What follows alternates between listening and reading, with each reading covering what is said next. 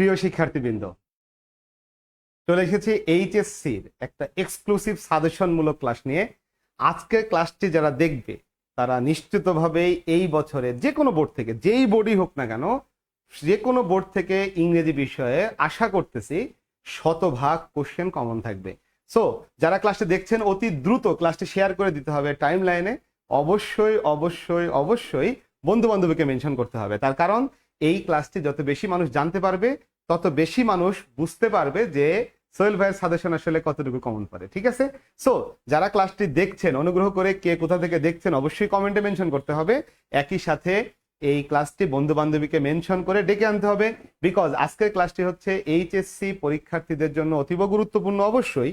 তবে যারা প্রথম বর্ষ অধ্যয়নরত, মানে যারা দ্বিতীয় বর্ষে উঠবে এখন এইচএসসি 25, অথবা যারা এখনই কলেজে ভর্তি হবে অর্থাৎ যারা এইচএসসি 26, প্রত্যেকের জন্য এই ক্লাসটি ইম্পর্টেন্ট, কারণ প্রত্যেকের জন্যই এই টপিকগুলো ইম্পর্টেন্ট হবে। তবে 25-এর ক্ষেত্রে হয়তো বা কিছুটা বাড়বে ভবিষ্যতে বা কমবে, এটা আমরা ভবিষ্যতে যখন এইচএসসি 25 পরীক্ষা আসবে তখন দেখে নিব। বাট আমাদের আজকের ক্লাসটি কিন্তু মূলত এইচএসসি 24 ব্যাচের জন্য, অর্থাৎ যারা এইচএসসি 24-এ পরীক্ষা দিতে যাচ্ছে, মানে আমাদের জুন মাসে যাদের পরীক্ষা তাদের জন্যই কিন্তু আজকের এই ক্লাসটা। এই ক্লাসে আমরা ইংরেজির টোটাল বিষয়টার ভিতরে ইম্পর্টেন্ট একটি সাজেশন দিব, যেই সাজেশন থেকে আমি নিশ্চিতভাবে বলতে পারি আমাদের এই বছরের পরীক্ষায় সকল বোর্ডে শতভাগ কমন থাকবে ইনশাআল্লাহ।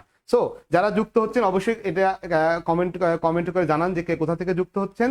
একই সাথে অবশ্যই অবশ্যই যে কাজটি করতে হবে সেটা হলো এই ক্লাসটি আপনাদের টাইমলাইনে শেয়ার করতে হবে। কারণ টাইমলাইনে শেয়ার করলে ক্লাসটি থেকে যাবে, পরবর্তীতে যখন আমরা এইচএসসির জন্য আমাদের প্রস্তুতি নিব সেই সময়টাই তাতে আমরা দেখে দেখে নিতে পারবো যে এইটা কতটুকু ইম্পর্টেন্ট ছিল, এই টপিকটা কিরকম ইম্পর্টেন্ট বা কতটুকু ইম্পর্টেন্ট, সম্পূর্ণ বিষয়টা আমাদের নিজেদের নিয়ন্ত্রণে থাকবে। সো যারা ক্লাসটি দেখছেন তাদেরকে অশেষ ধন্যবাদ সবাইকে আমাদের সাথে যুক্ত হওয়ার জন্য। আমি আবারও বলতেছি, আজকে কিন্তু আমরা এইচএসসির একেবারে ফাইনাল একটা সাজেশন নিয়ে এসেছি।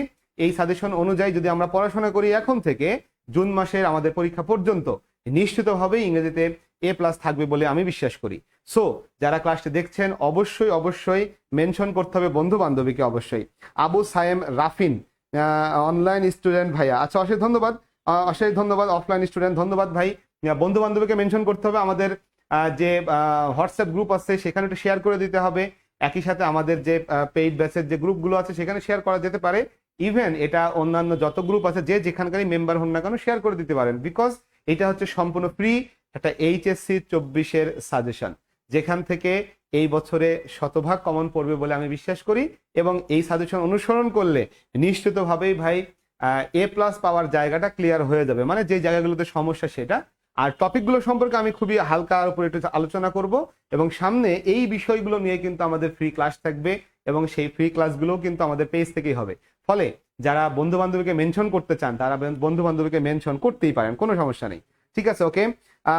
আজিজুল হক, ওকে আজিজুল হক ভাই, অবশেষে দেখা হয়েছে সুদীর্ঘ সময় পরে অনলাইনে। সো আজিজ ভাই সম্ভবত মুক্তাগাছা থেকে আমাদের সাথে যুক্ত হচ্ছেন, অশেষ ধন্যবাদ আমাদের সাথে যুক্ত হওয়ার জন্য। সো আমরা চলে আসতে চাই আমাদের সাজেশনে আসলে এই বছরের জন্য কি কি ইম্পর্টেন্ট ছিল। আমরা জানি আমাদের প্রথম যে টপিকটি সেটা হলো একটা সিন কম্প্রিহেনশন। সো এই সিন কম্প্রিহেনশন 3 রকমের কোশ্চেন হয়ে থাকে। একটা থেকে আসে হচ্ছে এমসিকিউ এবং শর্ট কোশ্চেন, আরেকটা সিন কম্প্রিহেনশন থেকে আসে হচ্ছে ফ্লো চার্ট, এবং সর্বশেষ ফ্লো চার্ট অথবা ইনফরমেশন ট্রান্সফার টেবিল, এবং সর্বশেষ যে সিন কম্প্রিহেনশন সেখান থেকে আসে হচ্ছে সামারি। সো এখানে অনেক সময় কম্প্রিহেনশন না দিয়ে এই বছরের টেস্ট পরীক্ষায় দেখা যাচ্ছে কবিতা দেওয়া আছে কবিতার সামারির জন্য, সো কবিতার সামারি করতে বলা হয়েছে। সো এই 3টা বিষয় নিয়ে, মানে যেটা আমাদের scene from first paper English for today বই, আমরা সেটা নিয়ে প্রথমে আলোচনা করব। কোন লেসনের কতটুকু আমাদের পড়তে হবে, কোথা থেকে আমাদের সামারির জন্য ইম্পর্টেন্ট, কোনটুকু আমাদের এমসিকিউ বা শর্ট কোশ্চেনের জন্য ইম্পর্টেন্ট সেটা সেখানে থাকবে। সো এইটা দিয়ে আমরা আসলে প্রিপারেশন নেব। এখন আমাদের লেসনটা কিন্তু অনেক বড়। এখন আমি যদি বলি ইউনিট 1 লেসন 1 ইম্পর্টেন্ট, ভাই এটা কোনো কথা হলো না। আমাকে বলতে হবে ইউনিট 1 লেসন 1 এর কোন অংশটুকু কোন কাজের জন্য ইম্পর্টেন্ট, দ্যাট ইজ এটা কি এমসিকিউর জন্য ইম্পর্টেন্ট, নাকি এটা হচ্ছে শর্ট কোশ্চেন এমসিকিউ শর্ট কোশ্চেনের জন্য ইম্পর্টেন্ট, নাকি এটা ফ্লো চার্টের জন্য ইম্পর্টেন্ট। সো এইভাবে হিসাব করে করে আমার সাজেশনটি করা থাকে। সো যারা এই সাজেশনটি একেবারে পুঙ্খানুপুঙ্খরূপে অনুসরণ করবে নিশ্চিতভাবেই তারা এই বছরের বোর্ড পরীক্ষায় যে কোনো বোর্ড থেকে অংশ নিলে শতভাগ আশা করি কমন পাবে। মানে যে টপিকগুলো আমি এখানে দিব সেখান থেকে কোশ্চেন ইনশাআল্লাহ আসবে বলে আমি বিশ্বাস করি। ঠিক আছে? ওকে। উম্মে হাদিয়া বলছে মাই ফেভারিট টিচার, ধন্যবাদ ভাই, অশেষ ধন্যবাদ। আবু সাইম রাফিন একজনকে মেনশন করেছে, রাইহান আহমেদকে। ভাই ঠিক আছে, আমরা এই ক্লাসটা আসলে একটু বন্ধুদের মেনশন করি, যদি কেউ কোনো গ্রুপে থাকে, আমাদের প্রাইভেট গ্রুপ থাকে অনেক সময়, সেই গ্রুপগুলোতে শেয়ার করতে পারি, কোনো সমস্যা নেই। সো আমরা চলে আসি আমাদের প্রথম যে বিষয়টা, প্রথম যে ক্লাসটি, প্রথম টপিকটি হচ্ছিল আমাদের সিন কম্প্রিহেনশন। তার মানে সিন কম্প্রিহেনশনের জন্য কি পড়তে হবে? আমরা জানি আমাদের যে ইউনিটগুলো আছে, আমাদের শর্ট সিলেবাস ভুক্ত যে ইউনিটগুলো, সেই ইউনিটে যে লেসনগুলো আছে, সেই লেসনগুলোর কোন অংশগুলো আমরা পড়বো, কোন প্যাসেজ টার্গেট করে পড়বো, that is MCQ short question নাকি ফ্লো চার্ট নাকি সামারি। তো এই পুরোটা একেবারে ভেঙে চুরে আমি দেখানোর চেষ্টা করব। সো প্রথমত আমাদের ইউনিট 1-এ যদি চলে আসি, ইউনিট 1-এ লেসন 1 যেটা আছে, অর্থাৎ আমাদের বঙ্গবন্ধুর যে ভাষণটা নিয়ে যে লেসনটা, সেখানে প্রথম প্যাসেজ যেটা পড়তে হবে সেটা হচ্ছে my brother I stand before you, এখান থেকে ইন অ্যাগনি পর্যন্ত। বোঝাই যাচ্ছে পুরো আমাদের বঙ্গবন্ধুর ভাষণটি পড়তে হবে না, শুধু এই অংশটুকু পড়তে হবে। এবং পড়ার পরে এই অংশ থেকে আমাদের 3 রকমের কোশ্চেন যদি আমরা ভাবি, তাহলে এমসিকিউ পার্টটা খুব বেশি ইম্পর্টেন্ট না। আমরা এটাকে 10-এর মধ্যে রেটিং করেছি, অর্থাৎ আউট অফ 10 এটা হচ্ছে 4 স্টার রেটিং। তার মানে বোঝাই যাচ্ছে এটা মধ্যম লেভেলের বা মধ্যমের চেয়ে একটু কম লেভেলের ইম্পর্টেন্ট এমসিকিউ শর্ট কোশ্চেন। কিন্তু যদি ফ্লো চার্ট দেখি, তার মানে এই অংশ থেকে আমাদের ফ্লো চার্টটি আপাতত না পড়লেও চলবে। তারপরে সামারির ক্ষেত্রে এটা খুবই কম ইম্পর্টেন্ট, তবে যেহেতু বঙ্গবন্ধুর ভাষণ, এইখান থেকে আসলে আমরা এটাকে একেবারে অমিট করতে পারি না, কারণ বঙ্গবন্ধুর ভাষণ থেকে কিন্তু যে কোনো কিছু চলে আসতে পারে, কমপক্ষে এই সময়ে, যে সময়টা আমাদের আওয়ামী লীগ সরকার ক্ষমতায় আছে, ঠিক না? ফলে আমরা এই বিষয়টা এইভাবে চিন্তা করব যে আমাদের এই প্যাসেজটা এখান থেকে শুরু করে এগোনি পর্যন্ত আমাদের এমসিকিউ শর্ট কোশ্চেন এটা বেশি ইম্পর্টেন্ট, এই তুলনামূলকভাবে এই সামারিটা একটু কম ইম্পর্টেন্ট। তবে অবশ্যই কেউ যেন মিস না করি, সামারি অবশ্যই পড়ে যেতে হবে, কারণ এইটা বঙ্গবন্ধুর ভাষণ, সেখান থেকে সামারি, ঠিক আছে? ওকে, মোহাম্মদ আশরাফ বলতে east or West, Guru is the best. অসংখ্য ধন্যবাদ ভাই, অসংখ্য ধন্যবাদ। গুরু সবসময় কঠিন সময়ের মধ্যে পাঙ্গা দিচ্ছি, কি করে বুঝতে পারছি না ভাই। জীবনে আসলে কঠিন সময় আসবেই, জীবন কখনো একেবারে সরল রেখায় চলে না, জীবনে উত্থান থাকবে, পতন থাকবে, উত্থান পতন সবকিছু মিলে আমাদের জীবন ভাই। সুতরাং ভেঙে পড়লে চলবে না, হাল ছাড়লে চলবে না। জীবনের সফলতার জন্য অবশ্যই উন্নতির যেমন দরকার আছে, কিছু কিছু সময় এরকম জটিল অবস্থা বা যেটা বলছে কঠিন সময়, তাকেও দরকার আছে ভাই, আমাদের ভালো সময়টার বিষয়টাকে উপলব্ধি করার জন্য। ফলে আই থিঙ্ক এটা ঠিকই আছে, সমস্যা নেই। ওকে, সাবিকুনা অনেকে মেনশন করছে, আর অনেকে যুক্ত হচ্ছে। সো আমরা যেটা বলতেছিলাম, তাহলে এই হচ্ছে আমাদের প্রথম প্যাসেজটা। সো বঙ্গবন্ধুর ইউনিট 1 থেকে, বঙ্গবন্ধুর যে ভাষণটি, সেখান থেকে আমরা এই অংশটুকু পড়ে নিব, এবং সেখান থেকে আমাদের লক্ষ্য থাকবে এমসিকিউ শর্ট কোশ্চেন খুব ভালোভাবে শেখার জন্য, এবং সামারিটা অবশ্যই পড়ে রাখবো।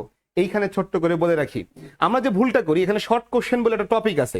তো এই যে শর্ট কোশ্চেন যে টপিকটা, এই টপিকটা কিন্তু আমাদের 15 নাম্বার। তার মানে আমাদের কোশ্চেন হলো 5টা, প্রতিটা নাম্বার 3 করে।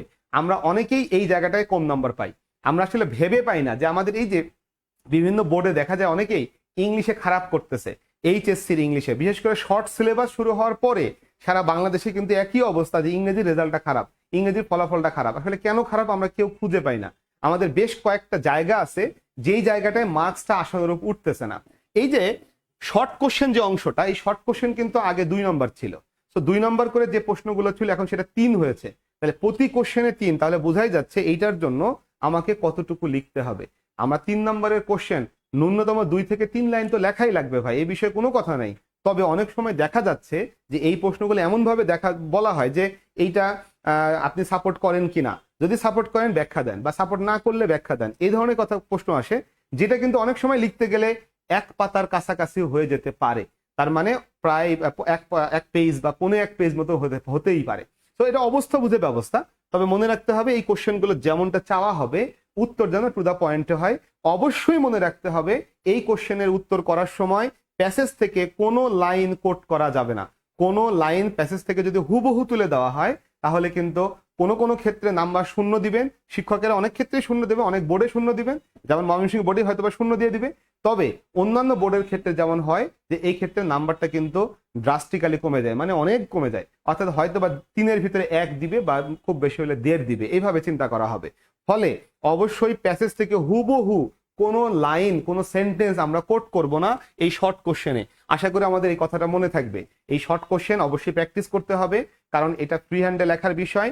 অবশ্যই গ্রামাটিক্যালি কারেক্ট রাখতে হবে। এই জায়গায় অনেকে আমরা মিস করি, কারণ আমাদের কোশ্চেনের মার্কস হলো 3 করে, 5টি কোশ্চেনের 15 নাম্বার, ঠিক আছে? ওকে ওকে ওকে, MMA আদ্রিতা বলছে ইংলিশ গুরু অলওয়েজ ফায়ার। অবশ্যই অবশ্যই ভাই, ফায়ার না হলে তো হবে না, কারণ হচ্ছে আমরা যারা শিক্ষক মানুষ, তাদেরকে যদি অন্যকে জ্ঞান দিতে হয়, জ্ঞানের আলো যদি অন্যকে দিতে হয়, তাহলে নিজেকে আগে জ্বলতে হবে। এটাই হলো আমার প্রথম থিওরি। আমি এই জন্য অলওয়েজ পড়াশোনা এবং অলওয়েজ অধ্যয়নের ভিতরেই থাকি ভাই, আমার মাথা সবসময় এদিকেই কাজ করে। ধন্যবাদ, আপনার সাথে আমার কথা আছে ভাই। ওকে, ইটস ওকে। চলে এসেছি ভাই তানভীর হাসান, ওকে, অশেষ ধন্যবাদ। মাহি মাহমুদ চলে এসেছে, তানভীরকে ডেকে আনছে, অশেষ ধন্যবাদ ভাই। চলে আসি এরপরে, আমাদের এই প্যাসেজটা কিন্তু অবশ্যই পড়তে হবে, বিকজ এটা বঙ্গবন্ধুর ভাষণ, বারবার বলতেছি। ইউনিট 1 লেসন 1, ইউনিট 1 লেসন 1 এর আরেকটা অংশ পড়তে হবে এভাবে, the history of Bengal is the history of A people. আমরা জানি এরকম একটা প্যাসেজ আছে, সেখান থেকে টু দ্যাট অফার পর্যন্ত, এই পর্যন্ত আমাদের একটা প্যাসেজ পড়তে হবে। তবে এইটার জন্য আমাদের কিন্তু এমসিকিউ শর্ট কোশ্চেন পড়তে হবে না, এই অংশটুকুতে আমাদের পড়তে হবে ফ্লো চার্ট। আশা করি বোঝাই যাচ্ছে, ফ্লো চার্ট এখানে ছিল না, তার মানে এই ইউনিট 1 লেসন 1 এর এই অংশটা শুধুমাত্র ফ্লো চার্টের জন্য ইম্পর্টেন্ট। তার মানে এই অংশ থেকে আমাদের ফ্লো চার্ট পড়তে হবে, টেস্ট পরীক্ষায় বা টেস্ট পেপারগুলো দেখে বের করতে হবে যে কোন ফ্লো চার্টটা এই অংশ থেকে এসেছে। তো এই কাজটা আপনাদের, এটা সবকিছু করে দেওয়া সম্ভব না, এইটুকু আমি বলে দিলাম যে এই অংশটুকু পড়তে হবে। এটার ফ্লো চার্ট অংশটা আমাকে টেস্ট পেপার ঘেটে বের করতে হবে যে এই অংশ থেকে কোন কোন ফ্লো চার্ট এসেছে। জাস্ট এইটুকুই কাজ, এখান থেকে সামারি না পড়লেও চলবে।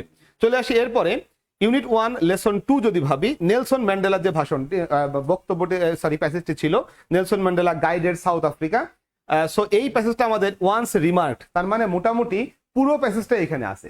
অর্থাৎ বঙ্গবন্ধুর প্যাসেজটার ক্ষেত্রে আমরা দুটা ভাগ করেছিলাম, কিন্তু ম্যান্ডেলার ক্ষেত্রে পুরো লেসনটাই কিন্তু এখানে একসাথে রেখেছি। এখন এই ক্ষেত্রে আমাকে কি করতে হবে, এইটার জন্য আমরা যদি দেখি এমসিকিউ পার্টটা, এইটার চাইতে এটা বেশিটা ইম্পর্টেন্ট। একটু বলে রাখি, এই ইম্পর্টেন্স রেটিংটা করা হয়েছে আউট অফ 10 এবং করা হয়েছে এই বছরে টেস্ট পরীক্ষায় সকল কলেজের যে প্রশ্নগুলো এসেছে সেটা। যেহেতু শর্ট সিলেবাস গত বছরে ছিল, তাহলে গত বছরে সকল কলেজে টেস্ট পরীক্ষায় যেটা এসেছে সেটা, এবং গত বছরে যতগুলো বোর্ড পরীক্ষায় প্রশ্ন এসেছে সেটা, এই সব কিছুকে বিবেচনায় নিয়ে এই রেটিংটা করা হয়েছে। তো বোঝাই যাচ্ছে যে এইটার চাইতে আসলে টেস্ট পরীক্ষায় আসার হিসাবে এই নেলসন ম্যান্ডেলার প্যাসেজটা একটু অতিমাত্রা ইম্পর্টেন্ট, এর চাইতে ইম্পর্টেন্ট, কারণ এটা 4 স্টার, এটা হলো 5 স্টার। সো স্টারের সংখ্যা আউট অফ 10 কিছুটা বেশি, ঠিক আছে। ওকে, আদ্রিদা বলতে আপনার মতন সেকেন্ড কাউকে দেখি নাই ভাই, অশেষ ধন্যবাদ ভাই এরকম সুন্দর সুন্দর কমপ্লিমেন্ট করার জন্য, ধন্যবাদ ভাই, ধন্যবাদ। ওকে, এখন এখান থেকে ফ্লো চার্ট পড়তে হবে কিনা, নেলসন ম্যান্ডেলার এই অংশ থেকে ফ্লো চার্ট পড়ার দরকার নেই, এন্ড দেন সামারি অংশ থেকে সামারি পড়ার দরকার নেই। সো ইউনিট 1 এর লেসন 2 তে আমরা আছি, আমরা প্রতিটা ইউনিট ভেঙে ভেঙে দিব যে এখান থেকে কোন অংশটা পড়তে হবে, কতটুকু পড়তে হবে, কোনটা ফ্লো চার্ট কোনটা সামারি। সো আশা করতেছি এখান থেকে পরীক্ষায় অবশ্যই অবশ্যই কমন পড়বে। দেন চলে আসি ইউনিট 1 এর লেসন 2 এর আরেকটা অংশ, সেটা হচ্ছে হলো Mandela played a vital role. Mandela played a vital role, এই অংশটা থেকে এখান থেকে যেটা পড়তে হবে এমসিকিউ না, লাগবে না, ফ্লো চার্ট। ইয়েস, এই অংশ থেকে একটা ফ্লো চার্ট শিখতে হবে। Nelson Mandela played a vital role, টেক্সটের লেসনের এই অংশটুকু থেকে বাকিটা মানে শেষ পর্যন্ত আমাকে শিখতে হবে ফ্লো চার্ট। এখান থেকে অবশ্যই ফ্লো চার্ট শিখতে হবে। সো আমরা যদি বলি সামারি, এখান থেকে সামারি পড়তে হবে না। তার মানে যদি পরীক্ষায় পুরো প্যাসেজটি দেওয়া হয়, তাহলে সেখান থেকে সামারি চাইবে না, সেখান থেকে ফ্লো চার্ট চাইবে না, পুরো প্যাসেজটা দিলে চাইবে কি এমসিকিউ শর্ট কোশ্চেন। আর যদি এই ম্যান্ডেলা প্লেট থেকে দেয়, প্লেট এ ভাইটাল রোল, এখান থেকে বাকিটা দেয়, তাহলে আমাদের এখানে আবার এমসিকিউ শর্ট কোশ্চেন না দিয়ে এখান থেকে ফ্লো চার্ট আসার সম্ভাবনা বেশি। তার মানে যদি নেলসন ম্যান্ডেলার প্যাসেজটা ফ্লো চার্টে দেয়, তাহলে ফুল লেসনটি দিবে না, এইখান থেকে বাকি অংশ দিবে। আশা করি আমরা বুঝতে পারছি কিভাবে এটা পড়তে হবে। স্যার সাজেশনটা পিডিএফ দিয়ে দিলে ভালো হতো। আরিফ ইসলাম, আমি জানি না আরিফ ইসলাম আপনি কোথা থেকে যুক্ত হচ্ছেন, আর এটা লাইভ থাকবে, আপনারা চাইলে লিখে এটা সাজেশন করে ফেলতে পারেন। আর যদি আমাদের অঞ্চলে থাকেন আর কি, তাহলে এটা পিডিএফ আকারে দেওয়ার, পিডিএফ না আসলে এটা প্রিন্টেড কপি দেওয়ার অপশন আছে, আশা করি সমস্যা হবে না। সো এরপর চলে আসি ইউনিট 1 এর পরবর্তী যে লেসনটা, পরবর্তী অংশটা, Mandela never lost his resolve. এইখান থেকে আমাদের একটা অংশ হতে পারে, সেখান থেকে এমসিকিউ লাগবে না, ফ্লো চার্ট এখান থেকে আরেকটা আসতে পারে। তার মানে এই অংশটা থেকে আমাদের ফ্লো চার্ট পড়তে হবে। তার মানে ফ্লো চার্টের দুইটা ভাগ দিলাম, একটা হচ্ছে Nelson Mandela played a vital role, ওইখান থেকে একটা ফ্লো চার্ট, আর আরেকটা হচ্ছে Nelson Mandela never lost his resolve, এইখান থেকে বাকি অংশটা একটা ফ্লো চার্ট। এখন এটা বলতেছি কেন, আমরা জানি ফ্লো চার্ট কিন্তু বক্সের ভিতরে কি লিখবো, এইটা প্যাসেজের কোন অংশটুকু দেওয়া আছে সেই অংশের উপর ডিপেন্ড করবে, এবং প্রথম বক্সে কি দেওয়া আছে তার উপরে ডিপেন্ড করবে। কারণ প্যাসেজে ইনফরমেশন যেভাবে ফ্লো করে, আমরা কিন্তু ফ্লো চার্টের ভিতরে তথ্যগুলোকে ওই সিরিয়ালে ফ্লো করব। তার মানে প্যাসেজে যেটা আগে এসেছে সেটা আগের বক্সে থাকবে, প্যাসেজে যেটা পরে এসেছে সেটা পরের বক্সে থাকবে। ফলে বিভিন্ন অংশ থেকে ফ্লো চার্ট হওয়ার হয়তো প্রশ্নটা একই রকম মনে হবে, বাট এখানে যখন প্রথম থেকে শুরু হবে তখন এক রকমের উত্তর হতে পারে, যখন পরের থেকে শুরু হবে তখন কিন্তু আরেক রকমের উত্তর হতে পারে। দয়া করে কেউ মুখস্থ করেন না আর কি। সো এরপরে এখান থেকে সামারি পড়তে হবে কিনা, উত্তর হচ্ছে না, সামারি পড়তে হবে না। লক্ষ্য করি আমরা ফুল প্যাসেজ আংশিক আংশিক ভাগ করে কোনটার জন্য পড়বো, আমার মনে হয় না এতটা স্পেসিফিক সাজেশন আর কোথাও দেওয়া হয়। আমি আবারও বলতেছি, এরকম সাজেশন থেকে প্রতি বছর সকল বোর্ডেই কম আর বেশি কমন পড়ে, তবে এবছর আমার লক্ষ্য হচ্ছে শতভাগ কমন ফলানো, হয়তোবা শতভাগ পড়বে না, তবে এ প্লাস পাওয়ার জন্য 90% অ্যাবাভ কমন পড়লেই তো চলে ভাই। 10-12 নম্বর ধরে রাখতে হবে, হয়তো কমন নাও পড়তে পারে, বাট আই থিঙ্ক কমন পড়বে। ঠিক আছে, ওকে, ঠিক আছে ভাইয়া, ক্লাসটা কি পরেও দেখতে পারবো? হ্যাঁ ভাই, ক্লাসটা থেকে যাবে, ক্লাসটা পরেও দেখা যাবে, ক্লাসটা আমার পেজে থেকে যাবে, আমার পেজে একটা লাইক দিয়ে রাখতে হবে, আর যারা ক্লাসটা দেখছি একটু টাইম লাইনে শেয়ার দিয়ে দিতে হবে, তাহলে আপনার টাইম লাইনেই ক্লাসটা থেকে যাবে, তাহলে সেই ক্ষেত্রে আর ক্লাসটা নিয়ে খোঁজাখুঁজি করতে হবে না, কারণ টাইম লাইনে থাকবে। ঠিক আছে, ওকে, ঠিক আছে, ওকে, চলে আসি। এরপরে আমাদের পরবর্তী হলো he is the epicentre of our time. আমরা জানি নেলসন ম্যান্ডেলার এরকম একটা অংশ আছে, ours in South Africa and years wherever you are, এরকম একটা লাইন আছে আর কি। সো সেইখান থেকে যে অংশটা, এই অংশটা থেকে আমরা জানি এখানে কি আসতে পারে, এখানে এমসিকিউ আসতে পারে না, এখান থেকে ফ্লোচার্ট আসতে পারে না, কি আসতে পারে আমরা জানি এখান থেকে আসতে পারে সামারি, এবং দেখা গেল এই সামারির রেটিং কিন্তু আরো বেশি। তার মানে এই সামারিটা বেশ ইম্পর্টেন্ট।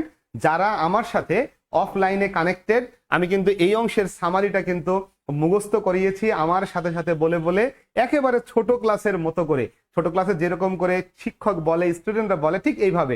আশা করি সবার মনে আছে। তার মানে বোঝা গেল এই সামারির অংশটি কিন্তু ইম্পর্টেন্ট, এইখান থেকে যেটা বাকি অংশের ভিতরে থাকবে। সো আমার মনে হয় সবাই এই বিষয়ে একমত হওয়ার কথা। ঠিক আছে ভাই, চলে আসি এরপরে। এরপরে আমাদের এখানে ভ্যালেন্টিনা তেরেস্কোভা নামের আরেকটা ইউনিট আছে, লেসন আছে, সেখানে ভ্যালেন্টিনা তেরেস্কোভা এবং হচ্ছে কল্পনা চাওলা, এরকম দুইজনের হচ্ছে বিভিন্ন জীবনী বা তার জীবনের কাহিনী নিয়ে লেখা হয়েছিল। বাট আমরা এখান থেকে কল্পনা চাওলা পড়বো না, আমরা শুধু ভ্যালেন্টিনা তেরেস্কোভা পড়ে রাখবো, যদিও এটা খুব একটা ইম্পর্টেন্ট না, খুবই লেস ইম্পর্টেন্ট। বাট এই অংশগুলো পুরাতন বই, মানে আমাদের টেক্সট বইয়ে নতুন লেসন নতুন ইউনিট যুক্ত হওয়ার আগে বইটা যে অবস্থায় ছিল সেখানেও এই ইউনিটটা এই লেসনটা ছিল, ফলে এইগুলো শিক্ষকদের কাছে বেশি পছন্দনীয় হতে পারে। সো পুরাতন বইয়ের থেকে যেগুলো এসেছে সেগুলো কোনোভাবেই আসলে বাদ দেওয়ার সুযোগ নেই, প্র্যাকটিস করে রাখবো। এটার জন্য আমাকে এমসিকিউ শর্ট কোশ্চেন পড়তে হবে, ফ্লো চার্ট পড়ার দরকার নাই, ইভেন সামারিও পড়ার দরকার নাই, ভেরি ইজি বিষয়, শুধু এমসিকিউ পড়বো আর কি পড়বো, শর্ট কোশ্চেন পড়বো ভ্যালেন্টিনা তেরেস্কোভা থেকে। সো এই হচ্ছে আমাদের ইউনিট 1 সম্পর্কে কথা। এবার চলে যাবো ইউনিট 2-তে। তাহলে ইউনিট 2 থেকে কি কি পড়বো মনে রাখতে হবে, এই বছর সকল বোর্ডের মধ্যে সবচেয়ে বেশি পরিমাণ প্রশ্ন আসবে ইউনিট 2 থেকে, এটা নিশ্চিত থাকতে পারবে, নিশ্চিত। ইভেন যারা এইবার এইচএসসি 25-এর ইয়ার ফাইনাল পরীক্ষার সামনে আসতেছে, এই ইউনিট 2 থেকে নিশ্চিত হবে বেশিরভাগ কলেজেই ইয়ার ফাইনাল পরীক্ষায় প্রশ্ন আসবে। সো ইউনিট 2 কিন্তু মোস্ট ইম্পর্টেন্ট একটা লেসন এই বই থেকে।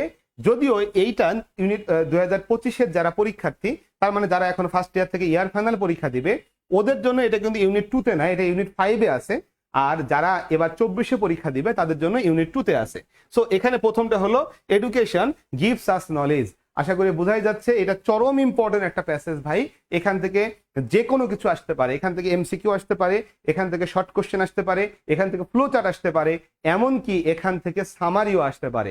সো এটা চরম ইম্পর্টেন্ট, বোঝাই যাচ্ছে। Out of 10 it is 9 rating, তারপর আউট অফ 10 এটাও 9 রেটিং, এন্ড আউট অফ 10 এটা একটু কম, তবে এটাও ইম্পর্টেন্ট অবশ্যই, এখন পর্যন্ত সবচেয়ে বেশি। সো এই প্যাসেজটিকে এখনই আজকে এটা পড়ে ফেলেন, আজকেই পড়ে ফেলেন, এটা পরীক্ষায় এসে পড়তেই পারে, কোনো না কোনো বোর্ডে আসবে, এটা নিশ্চিত। কোন বোর্ডে আসবে এটা বলা মুশকিল, বাট আসবে এটা নিশ্চিত। ঠিক আছে, কারণ আসলে কোন বোর্ড হবে এটা একটু কঠিন হয়ে যায়, তার কারণ এখানে লটারি সিস্টেমের প্রশ্ন হয়। সো আমরা বলতে পারি না এক্স্যাক্টলি কোন বোর্ডে আসবে, বাট আসবে, এটা একেবারে শতভাগ নিশ্চিত থাকতে পারেন। ঠিক আছে, ওকে। সো এখানে এই প্যাসেজটা নিয়ে আর কোনো কথা নাই, এখনই পড়তে হবে। পারলে এই প্যাসেজটার যত বই আছে, মানে অ্যাডভান্স, নবদূত, পাঞ্জেরি, লেকচার যা আছে, সকল বইয়ের এমসিকিউ আর শর্ট কোশ্চেন সলভ করে ফেলান, এটা নিশ্চিত কমন পড়বে। ফ্লো চার্ট সলভ করে ফেলান, এখানে ফ্লো চার্ট আছেই একটা ভাই, এডুকেশনের ফাংশন আর পারপাস, এটাই চাইবে। সো এটার প্রথম বক্সে ভিন্ন হবে, বাট এডুকেশন ফাংশন পারপাস হিসাবে মুখস্থ করে ফেলান। সামারি এখান থেকে একটা সামারি আসে, তো এই সামারিটা মুখস্থ করে ফেললেই হবে। সো আসেন মুখস্থ করি, ঝাড়া মুখস্থ করি। সামারিটা কিন্তু আসলে বানায় লেখা যাবে না। আমরা অনেককে দেখি যে সামারিটা ওই মনে করে যে পরীক্ষার হলে বানায় বানায় লিখে ফেলবো আর কি। সামারি কিন্তু বানায় বানায় লিখলে হয় না, কারণ সামারি হচ্ছে এমন একটা জিনিস যেটা হচ্ছে বড় একটা প্যাসেজের ছোট একটা অংশ হবে, বাট এই অংশটা বড় প্যাসেজের সকল ইনফরমেশনের সার মর্মটা ধারণ করবে, মূল কথাটা ধারণ করবে। এখন এই কাজটা করতে গেলে আমাদেরকে কিন্তু যথেষ্ট স্কিলড হতে হয়। আমরা মনে করি প্যাসেজ থেকে এখান থেকে একটু নিলাম, ওখান থেকে একটু নিলাম, মাঝ থেকে একটু নিলাম, লাস্ট থেকে একটু নিলাম, সামারিটা বানাই ফেললাম। এমনি সামারি লিখতে গেলে ভাই নাম্বার 10-এর ভিতরে 3, 4, 5 ছাড়া এর বেশি পাওয়া যাবে না। 5 বললাম বেশি হয়ে গেছে, 3 আর 4-এর বেশি পাওয়া যাবে না। ফলে সামারিটা একটু ভালো করে পারলে নোট করে একটু কষ্ট করে মুখস্থ করে ফেলতে হবে, ঠিক আছে? আমি অবশ্যই এটা অফলাইনে যারা আমার সাথে পড়ে এদের সবাইকে আমি মুখস্থ করাই দিই, অলরেডি মুখস্থ করাই দিয়েছি। সো এটা মনে থাকার কথা আর কি, ঠিক আছে? ওকে, সো এরপরে অনেকে মেনশন করতেছে, আমি আবারও বলবো যারা ক্লাসটা দেখছেন অনুগ্রহ করে টাইমলাইনে শেয়ার করে দিতে হবে, একই সাথে বন্ধুদের মেনশন করতে হবে। বিকজ আজকের ক্লাসটি করলেই বুঝতে পারবেন ইংরেজির আসলে কি কি পড়তে হবে আমাদের সামনের এইচএসসি 24-এর জন্য, একইভাবে কি কি পড়তে হবে যারা এইচএসসি 25-এ আছে, তাদের ইয়ার ফাইনাল পরীক্ষা সামনে আছে তাদের জন্য। তার মানে এটা সবার জন্যই মোটামুটি ভাবে ইম্পর্টেন্ট একটি সাজেশন। ওকে, চলে আসি এরপরে। এখান থেকে দ্বিতীয় আরেকটি প্যাসেজ পড়তে হবে, যেটা হচ্ছে the first thing education does, যেটা ইউনিট 2 এর লেসন 1-এরই একটা অংশ আমরা জানি। সেখান থেকে যেটা পড়তে হবে এমসিকিউ না লাগবে না, এই অংশ থেকে যেটা লাগবে সেটা হচ্ছে ফ্লো চার্ট। তবে এটা খুব ইম্পর্টেন্ট না, তবে মধ্যমের চেয়ে বেশি ইম্পর্টেন্ট, তার মানে এটা পড়তে হবে। অ্যান্ড লাস্ট ওয়ান সামারি লাগবে না, তার মানে সামারি অংশটা শুধুমাত্র এই অংশ থেকে পড়তে হবে। দেন চলে আসি আমাদের ইউনিট 2 এরই লেসন 3 একটা আছে এডুকেশন এইমস। এইটাও কিন্তু আরেকটা মোস্ট ইম্পর্টেন্ট প্যাসেজ এই বছরের জন্য। তার মানে ইউনিট 2 তো আগেই বলেছে চরম ইম্পর্টেন্ট, যারা 2024-এ পরীক্ষা দিব তাদের জন্য ইউনিট 2, আর যারা 25-এ পরীক্ষা দিব তাদের জন্য এটা ইউনিট 5। সো যেটাই বলি না কেন এই লেসনগুলো খুবই ইম্পর্টেন্ট, ভালো করে পড়তে হবে, পরীক্ষা আসবে ভাই। তো এইটার জন্য আমাদের কি করতে হবে, এমসিকিউ যদি বলি 7 স্টার, মানে বোঝাই যাচ্ছে প্রায় কাছাকাছি ইম্পর্টেন্ট। ফ্লো চার্ট যদি বলি এটাও 7 স্টার, সামারি যদি বলি এটা 5 স্টার। তার মানে মোটামুটি ভাবে সবগুলোই কিন্তু বেশ ইম্পর্টেন্ট লেভেলের, এগুলোকে ফেলে দেওয়া যাবে না। তার মানে আপনি কিছু পড়েন বা না পড়েন, এই দুইটা প্যাসেজ অবশ্যই অবশ্যই অনেকগুলো বই থেকে সলভ করে দক্ষ হয়ে চরম উস্তাদ হয়ে পরীক্ষা হলে যাইতে হবে, ঠিক আছে ভাই? ওকে, অনেকে মেনশন করতেছে, ঠিক আছে। ওকে, চলে আসি এরপরে ইউনিট 3 থেকে কি পড়তে হবে। ইউনিট 3 হচ্ছে ড্রিমস। সো আমরা জানি ড্রিমস এর এখানে প্রথম যে প্যাসেজটি সেটা dreams have fascinated the philosophers, এরকম একটা প্যাসেজ আছে। সো এই প্যাসেজটা ইম্পর্টেন্ট। কেন ইম্পর্টেন্ট? কারণ এটা পুরাতন বইও ছিল, অনেক আগে থেকেই ছিল, মানে এই বইটা অনেক আগে থেকেই চলতেছে, তখন থেকেই এই লেসনগুলো ছিল এই ইউনিটের ভিতরে। সো ইউনিট এই ড্রিমস হ্যাভ ফ্যাসিনেটেড এখান থেকে কি পড়বো, এমসিকিউ শর্ট কোশ্চেন, খুব একটা ইম্পর্টেন্ট না। তবে ফ্লো চার্ট এটা কিন্তু একটু ইম্পর্টেন্ট, মানে 50-50, তার মানে বেশ ইম্পর্টেন্ট, একেবারেই ফেলে দেওয়া যাচ্ছে না। আর সামারি চরম ইম্পর্টেন্ট, চরম ইম্পর্টেন্ট, তার মানে সামারিটা কিন্তু অবশ্যই এখান থেকে পড়তে হবে। সো এই সামারিটা প্রয়োজনে নোট করে মুখস্থ করে ফেলেন, তার কারণ এইটা প্রবাবলি সামারি আকারে পরীক্ষা আসতে যাচ্ছে সম্ভবত। কোন বোর্ড এটা কিন্তু বলা মুশকিল, কারণ আমাদের আজকের ক্লাসটি কিন্তু সকল বোর্ডের জন্য, অর্থাৎ যে বোর্ডেই পড়ি না কেন আমাদের প্রত্যেকের জন্য কিন্তু আসলে আজকের এই ক্লাসটি ইম্পর্টেন্ট। কারণ এটি শুধু কোনো বোর্ডকে টার্গেট করে করা সাজেশন নয়, সকল বোর্ডের জন্য এক সাজেশন, এবং একটা থেকে সবার জন্য কমন পড়বে ভাই, ঠিক আছে? ওকে, চলে আসি এরপরে আমাদের পরেরটা হোল্ড ফাস্ট টু ড্রিম। ওই যে বলেছিলাম নর্মালি সামারির ভিতরে একটা প্যাসেজ আসার কথা, একটা টেক্সট আসার কথা, কিন্তু আমাদের পরীক্ষাগুলোতে বা টেস্ট পরীক্ষাগুলোতে দেখা যাচ্ছে কবিতা দিয়েও কিন্তু সামারি চাওয়া হচ্ছে। তো সেই ক্ষেত্রে হোল্ড ফাস্ট টু ড্রিম, যদিও এটা খুবই ছোট্ট একটা কবিতা, কিন্তু এই কবিতাটা এত বড় একটা মিনিং বহন করে যে আসলে কিছুই করার নাই, এইটারই একটা সামারি পরীক্ষায় চেয়ে ফেলতে পারে। তাহলে এইটার সামারি একটু কষ্ট করে মুখস্থ করতে হবে। খুব বেশি কবিতার সামারি আমরা পড়বো না, সব মিলে হয়তো বা 3টা কবিতার সামারি পড়বো, এটাই এনাফ, আমাদের এর বেশি পড়ার প্রয়োজন হবে না। বাট তার ভিতরে এটা মোটামুটি লেভেলের ইম্পর্টেন্ট। সো বুঝতেই পারছি এটা এমসিকিউ নাই, এটা ফ্লো চার্ট নাই, এটা শুধুমাত্র সামারি। আশা করি ক্লিয়ার হয়েছি ইম্পর্টেন্স রেটিংটা দেখে। আমি আবারও বলি এখানে রেটিং গুলো করা হয়েছে আউট অফ 10, সুতরাং বুঝবেন যে কে বেশি ইম্পর্টেন্ট কে কম ইম্পর্টেন্ট। আজকে লাইভটির পরে আপনি নিশ্চিত থাকেন অনেকেই হয়তো বা সাজেশন গুলো এইভাবে করার চিন্তা করবে, এভাবে বের করার চেষ্টা করবে ভাই। সো দিস ইজ সোহেল ভাই, who is the first one যে এই ধরনের সাজেশন গুলো দিচ্ছে। এবং অবশ্যই মনে রাখতে হবে এই সাজেশন গুলো আসলে একটা স্পেসিফিক, কোনটুকু পড়বো। এখানে আসলে 1 মাস বা 1.5 মাস পরে পরীক্ষা, এখন ওই পুরো লেসন পড়ার সময় নেই, আমরা যতটুকু পড়বো ওইটুকু যেন পরীক্ষায় কম্প্রিহেনশন আকারে আসে, সেটাই, ঠিক আছে? ওকে, চলে আসি এরপরে আমাদের ইউনিট 3-র একটা লেসন, যেটা আমাদের গত বছরে ময়মনসিংহ বোর্ডে কিন্তু এসেছিল এই লেসন থেকে। সেটা হলো I have a dream, Martin Luther King জুনিয়রের সেই ভাষণ থেকে নেওয়া যে প্যাসেজটি বা টেক্সটটি আমাদের ইংলিশ ফর টুডে বইয়ে আছে সেখান থেকে। সো এইখান থেকে আমরা দুটা প্যাসেজ পড়বো। প্রথমটা হচ্ছে the Negro is not still free, সেইটা, এবং সেটার জন্য আমাদের এমসিকিউ পার্টটা খুব বেশি ইম্পর্টেন্ট। এমসিকিউ শর্ট কোশ্চেন আমরা জানি, এটা কিন্তু কোশ্চেন নাম্বার 1, ফ্লো চার্ট হচ্ছে কোশ্চেন নাম্বার 2, সামারি হচ্ছে কোশ্চেন নাম্বার 3। সো 3টা কোশ্চেন আসতে পারে, তার ভিতরে ফ্লো চার্ট আমাদের পড়ার দরকার নেই, আর এখানে স্টারে কোনো রেটিং নাই। এমসিকিউটা খুবই কম ইম্পর্টেন্ট, সো এটা কম ইম্পর্টেন্টই ছিল, গত বছরেও কিন্তু এটা কম ইম্পর্টেন্টই ছিল, বাট পরীক্ষায় চলে এসছে।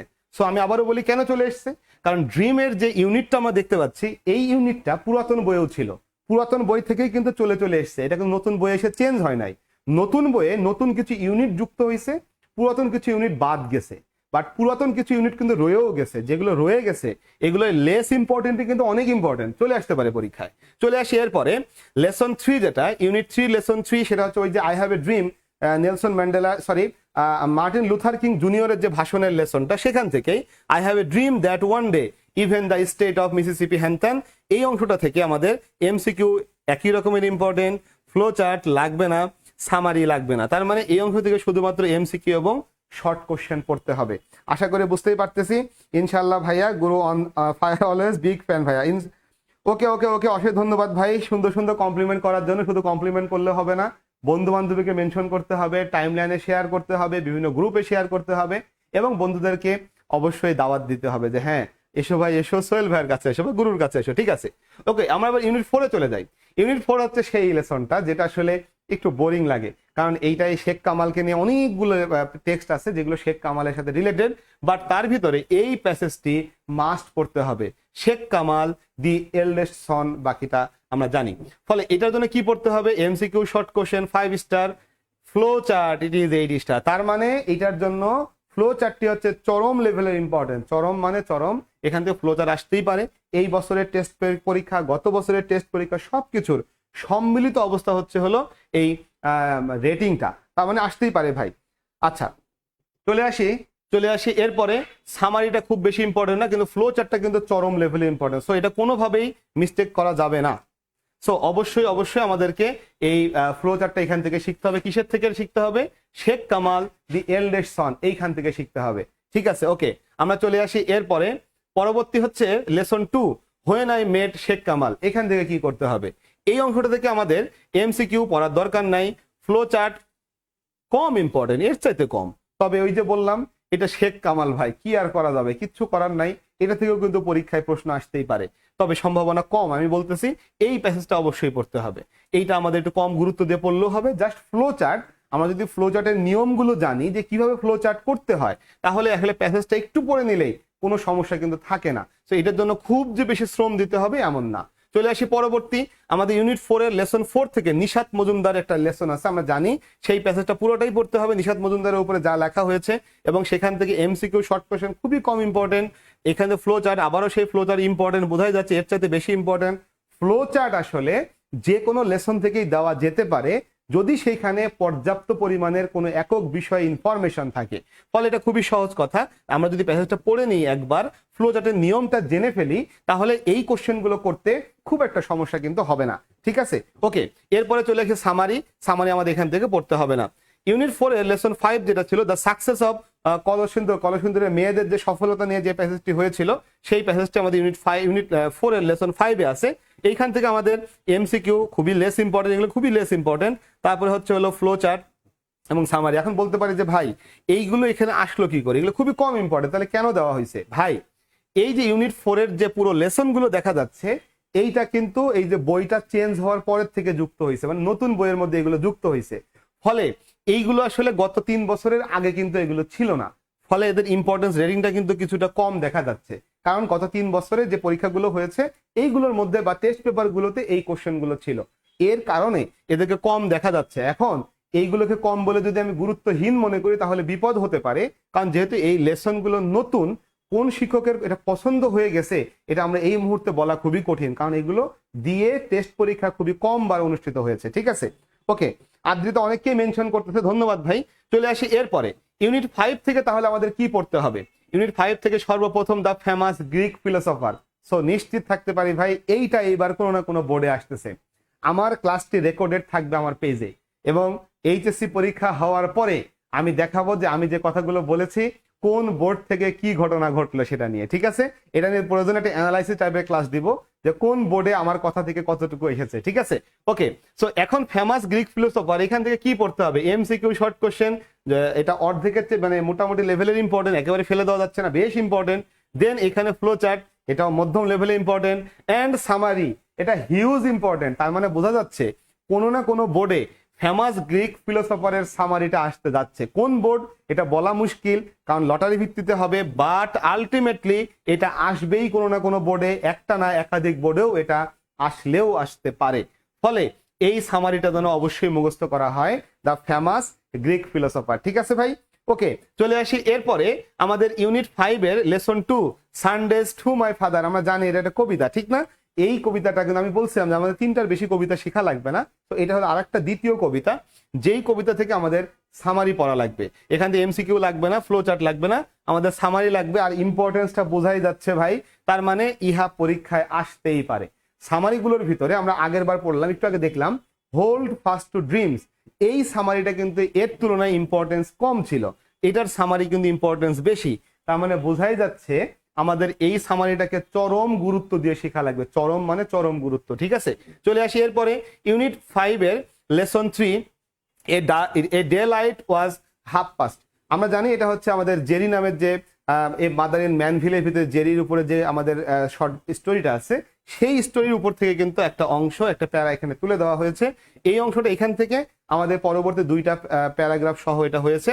এটার জন্য ইম্পর্টেন্ট হচ্ছে এমসিকিউ শর্ট কোশ্চেন মধ্যম লেভেলে ইম্পর্টেন্ট, ফ্লো চার্ট মধ্যম লেভেলে ইম্পর্টেন্ট, সামারি এখান থেকে পড়তে হবে না। তার মানে এই অংশটা থেকে এখান থেকে যে প্যাসেজটি আমাদের পরীক্ষায় টেস্ট পেপারগুলোতে এসেছে, শুধুমাত্র এমসিকিউ শর্ট কোশ্চেন এবং ফ্লো চার্ট শিখলেই চলবে, এই অংশের জন্য কোনো সামারি শেখার প্রয়োজন নেই। একেবারে সাজেশনটি হচ্ছে টু দা পয়েন্টে, যে অংশ থেকে যতটুকু বলতেছি ভাই আল্লাহর নাম নিয়ে আর সোহেল ভাইয়ের কথা মাথায় রেখে মুখস্থ করা শুরু করি। সামারি যেটা বলেছি এটা মুখস্থ করি, যেটা বলি নাই, যেমন এখানে বলি নাই যে সামারি আসতে পারে, এই অংশটা বাদ ভাই, লাগবে না। পরীক্ষা দিয়ে সোহেল ভাইয়ের কথা মনে পড়বে যে এই মানুষটা কিভাবে কথাগুলো বললো আর কিভাবে পরীক্ষায় প্রশ্নটা আসলো, ঠিক আছে। সো এইটুকু মাথায় রাখতে হবে। এরপরে এই একই ইউনিটের একই লেসন থেকে আরেকটা ছিল হিজ নেম ওয়াজ জেরি, তার নাম ছিল জেরি। আমরা জানি এখান থেকে আমাদের প্যাসেজ আসতে পারে, এইখানকার এমসিকিউ খুবই কম ইম্পর্টেন্ট, ফ্লো চার্ট আসবেই না, সামারিও আসবেই না। তাহলে প্রশ্ন হলো এই হিজ নেম ওয়াজ জেরি এই অংশটা রেখে দিলাম কেন? কারণ এটাকে রেখে দিছি লেস ইম্পর্টেন্ট হলেও তার কারণ হিজ নেম ওয়াজ জেরি এইখান থেকে যে অংশটুকু আমাদের পরীক্ষায় আসে এটা কিন্তু আগের বইটার মধ্যে ছিল, মানে এটা পুরাতন বই থেকে চলে এসেছে। তখন আমাদের লেসনটার নাম ছিল জেরি, আর এখন লেসনের নাম হয়ে গেছে a mother in Manville. So একটু চেঞ্জ হয়েছে, বাট ওইখানে ওই এ মাদার ইন ম্যানভিলের কিছু অংশ ছিল, আর এখানটায় আসলে পুরো মাদার ইন ম্যানভিলটাই তুলে দেওয়া হয়েছে। সো এইটুকু হলো পার্থক্য নতুন আর পুরাতন বইয়ের মধ্যে, ঠিক আছে। ওকে, এবার চলে আসি ইউনিট 5 থেকে কি পড়তে হবে। ইউনিট 5 থেকে পড়তে দি অরফানেজ ইজ হাই ইন, তার মানে আমাদের এটাও কিন্তু জেরির প্যাসেজ থেকে, জেরির যে লেসনটা ওইখান থেকে কিন্তু এই অংশটাও পড়তে হবে। এটার জন্য আমাদের এমসিকিউ একটু বেশি ইম্পর্টেন্ট, ফ্লো চার্ট একটু বেশি ইম্পর্টেন্ট, মানে অর্ধেক অর্ধেক ভাগ, সামারি আমাদের লাগবে না। যতগুলো সামারি বলবো, যতগুলো হচ্ছে ফ্লো চার্ট বলতেছে ভাই এইখান থেকে আসবে। এখন এখানে গেলে দেখা যাবে যে টেস্ট পেপারে সামারি এসছে, ফ্লো চার্ট এসছে হয়তো বা 2টা অথবা 3টা। সো এই 2-3টা ফ্লো চার্ট করতে কতক্ষণ সময় লাগবে? আমার তো মনে হয় আগামী 15 থেকে 20 দিন যদি আমরা একটু ঠিক মতন সময় দেই, এই সাজেশন অনুযায়ী ঠিক মতন পড়া হয়ে যাবে এবং পরীক্ষায় কমন পাওয়া হয়ে যাবে ভাই, ঠিক আছে। ওকে, আমরা চলে আসতে চাই এরপরে ইউনিট 6 এ চলে আসলাম। ইউনিট 6 এ অ্যাডোলেসেন্স, ইয়েস এটা অ্যানাদার ইম্পর্টেন্ট ইউনিট। অ্যাডোলেসেন্স থেকে কিন্তু পরীক্ষায় অবশ্যই প্রশ্ন আসতে পারে। তার মানে আমি বললাম 2টা ইউনিটের কথা, একটু আগে বলেছিলাম ইউনিট 2 মাস্ট ইম্পর্টেন্ট, পরীক্ষা আসবে আসবে, এবং আরেকটা ইউনিটে চলে আসলে ইউনিট 6, এখান থেকে অবশ্যই সকল বোর্ডে এই প্রশ্ন আসবে। এখন কোন বোর্ডটায় আসবে বলা মুশকিল, বাট অবশ্যই আসবে। তো চলে আসি এখান থেকে কি আসবে। অ্যাডোলেসেন্স ইনস্টিটিউটস, অ্যাডোলেসেন্স কনস্টিটিউটস, এখান থেকে এমসিকিউ শর্ট কোশ্চেন ইহ্যাভ চরম ইম্পর্টেন্ট, তারপরে ফ্লো চার্ট লাগবে না, সামারি লেস ইম্পর্টেন্ট। তবে সামারিটা দেখতে হবে, ওই যে বললাম এটা পুরাতন লেসন থেকে পুরাতন বইয়ে ছিল, তার মানে এটা অনেক দিন ধরেই আমাদের বিভিন্ন টেস্ট পরীক্ষা বোর্ড পরীক্ষায় আসতেছে। সো এই জন্য এটাকে এখানে রাখা হয়েছে। এখানে আরেকটা অংশ আছে এই লেসনেরই, when a girl gets married, এই অংশ থেকে আমাদের এমসিকিউটা আবারও দেখা যাচ্ছে ইম্পর্টেন্ট, ফ্লো চার্ট এর চাইতে ইম্পর্টেন্ট, এর ইম্পর্টেন্ট ছিলই না, সামারি কিন্তু লাগবে না। তার মানে বোঝা গেল ইউনিট 6 এর লেসন 2টা কিন্তু বেশ ইম্পর্টেন্ট, এমসিকিউ শর্ট কোশ্চেন আসতে পারে, অথবা ফ্লো চার্ট আসতে পারে। তবে এই অংশ থেকে ফ্লো চার্ট পড়ার দরকার নেই, এই অংশটা থেকে ফ্লো চার্ট পড়তে হবে 7 স্টার মানে আউট অফ 10। ইহা কিন্তু চরম লেভেলে ইম্পর্টেন্ট ভাই, চরম লেভেলে ইম্পর্টেন্ট। ঠিক আছে, এবার চলে আসি ইউনিট 6 এরই লেসন 3 তে, I love to rise in the summer mourn. এটা কিন্তু একটা কবিতা ভাই, আমি বলছিলাম না আমাদের কবিতা লাগবে 3টা মতন, তো এটা আর একটা কবিতা। সরি, ওয়ালাইকুম আসসালাম ভাই, আলহামদুলিল্লাহ। ওমর ফারুক, আলহামদুলিল্লাহ ভালো আছি ভাইয়া। সো এখন চলে আসে এখানে, I love to rise in the summer mourn. এই কবিতাটা কি যথারীতি এমসিকিউ লাগবে না, শর্ট ফ্লো চার্ট লাগবে না, সামারি লাগবে, এবং এটার সামারি কিন্তু ইম্পর্টেন্ট। তাহলে আমাদের 3টা কবিতা দেখলাম, 3 কবিতার মধ্যে সবচেয়ে বেশি ইম্পর্টেন্ট সামারির জন্য কোনটা, আশা করি আমার বলে দিতে হবে না, আমরা এর আগে যেটা দেখছিলাম সেইটা কিন্তু, ঠিক না? ওকে, চলে আসে শিল্পী ওয়াজ অনলি 15 ইয়ার্স ওল্ড। এইটা এই বছরের টেস্ট পেপার অনুযায়ী যদি আমি ভাবি এটা খুব একটা ইম্পর্টেন্ট না, কিন্তু যদি আমি এইটার ইতিহাস দেখি, মানে এই বইয়ের বিগত বিভিন্ন সময় পরীক্ষায় যখন ভাবা হয়, তখন কিন্তু এই লেসনটা যথেষ্ট ইম্পর্টেন্ট হিসেবেই দেখা যায়। এই বছরের টেস্ট পেপার যারা অনুসরণ করবে তারা দেখবে, বা সাজেশন যদি করার সময় কেউ অনুসরণ করে, তো সে দেখবে যে এই লেসনটা আসলে খুব একটা ইম্পর্টেন্ট না, বাট এটা আসলে বেশ ইম্পর্টেন্ট একটা লেসন, চলে আসতে পারে পরীক্ষায়। এমসিকিউ বা শর্ট কোশ্চেন যে কম ইম্পর্টেন্ট দেখলাম কেন, কারণ এই বছরের টেস্ট পরীক্ষায় প্রশ্ন আসে নাই, সেই কারণে। ফ্লো চার্ট একটু ইম্পর্টেন্ট, বোঝাই যাচ্ছে ফ্লো চার্ট এখানে পড়া লাগবে না, এখানে পড়া লাগবে না, কিন্তু এখান থেকে পড়া লাগবে, সামারি কিন্তু এখান থেকে পড়া লাগবে না। ফলে বোঝাই যাচ্ছে এই লেসন থেকে আমাদের পরীক্ষায় প্রশ্ন আসতে পারে। তার কারণ এখানে 3 স্টার দেখে এটাকে ভাবার কোনো কারণ নেই, এটা এই বছরের টেস্ট পেপারে কম এসছে, আমি আগেই বলে দিলাম। কিন্তু এই লেসনটা দীর্ঘদিন ধরে আমাদের বইয়ে থাকায় বিভিন্ন বছরের বোর্ড পরীক্ষা, টেস্ট পরীক্ষায় কিন্তু এখান থেকে প্রশ্ন এসেছে। সো ইউনিট 6 এর এই লেসনগুলো যথেষ্ট ইম্পর্টেন্ট, যে কোনোটা পরীক্ষা আসতে পারে, বোঝাই যাচ্ছে। ইভেন সামারিটাও কিন্তু আসতে পারে, এটা যদিও 7 star, not very important, but say important, এটা মনে রাখতে হবে। 7 স্টার কিন্তু একেবারে কম না। ওকে, এবার চলে আসে পরে ইউনিট 7 এ যদি আসি, এইখানে a plate of hot French fry, এই ইউনিটটা বেশ ইম্পর্টেন্ট, এখান থেকে একটা সামারি পরীক্ষা আসবে। কোনটা আমি একটু পরে দেখাচ্ছি, এখন আসে নাই, এটা একটু দেখি। এই এ প্লেট অফ হট ফ্রেঞ্চ ফ্রাইয়ের আমাদের MCQ short question 5 star, flow chart 4 star, summary হচ্ছে 8 স্টার। তার মানে এই অংশের সামারিটা কিন্তু আমাদের পড়তে হবে। সো এই অংশের সামারিটা আমাদের অবশ্যই অবশ্যই পড়তে হবে। চলে আসি এরপরে, দ্য অ্যাক্ট অফ থিঙ্কিং, এটার জন্য এমসিকিউ 8 স্টার। তার মানে ইউনিট 7 এর এই অংশটা আসলে এমসিকিউ শর্ট কোশ্চেনের জন্য মোস্ট ইম্পর্টেন্ট। আমরা ইউনিট বাই ইউনিট ভাববো আর কি, যে কোন ইউনিটের কোন অংশটা, কোন লেসনটা আমাকে এমসিকিউ শর্ট কোশ্চেনের জন্য পড়তে হবে, কোন অংশটা ফ্লো চার্টের জন্য পড়তে হবে, এটা কিন্তু ফ্লো চার্টের জন্য ইম্পর্টেন্ট, এন্ড সামারির জন্য। তার মানে বোঝা যাচ্ছে ইউনিট 4টা ইউনিট 7 এর সবচেয়ে ইম্পর্টেন্ট একটা লেসন, অর্থাৎ এখান থেকে এমসিকিউ শর্ট কোশ্চেন আসতেই পারে আউট অফ 10, 10, এটা 10-এর মধ্যে 8, 10-এর মধ্যে 6, 10-এর মধ্যে 7। তার মানে কিন্তু এটার জন্য 3টাই পড়তে হবে। সো এইভাবে একেবারে আমি আবারও বলি, স্পেসিফিক সাজেশন আমার মনে হয় না কেউ দেয়, সবাই গড় বলে দেয়, ইউনিট 1 লেসন 1, ইউনিট 2 লেসন 2, হ্যান ত্যান শেষ। এমনি সাজেশন করলে ভাই পড়া কঠিন হয়ে যায়। আমি একেবারে যতটুকু অংশ থেকে পরীক্ষায় প্রশ্ন হবে সেই ইউনিটের, সেই লেসনের সেই অংশটুকুই খালি পড়তে বলবো, যেটার জন্য ফ্লো চার্ট, কোনোটার জন্য এমসিকিউ, সেটা আর কি। সো যারা ক্লাসটিতে এখন যুক্ত হয়েছেন, অনুগ্রহ করে অবশ্যই ক্লাসটি টাইমলাইনে টাইমলাইনে শেয়ার করে দিতে হবে, এবং বন্ধু বান্ধবীকে মেনশন করতে হবে, যত বেশি সম্ভব বন্ধু বান্ধবীকে মেনশন করা যায়। হ্যাঁ, ছোট্ট করে একটু বলে রাখি, আমরা কিন্তু এইচএসসি 24-এর যে সাজেশনটা দিচ্ছি, এর পাশাপাশি একটা ঘোষণাও আছে।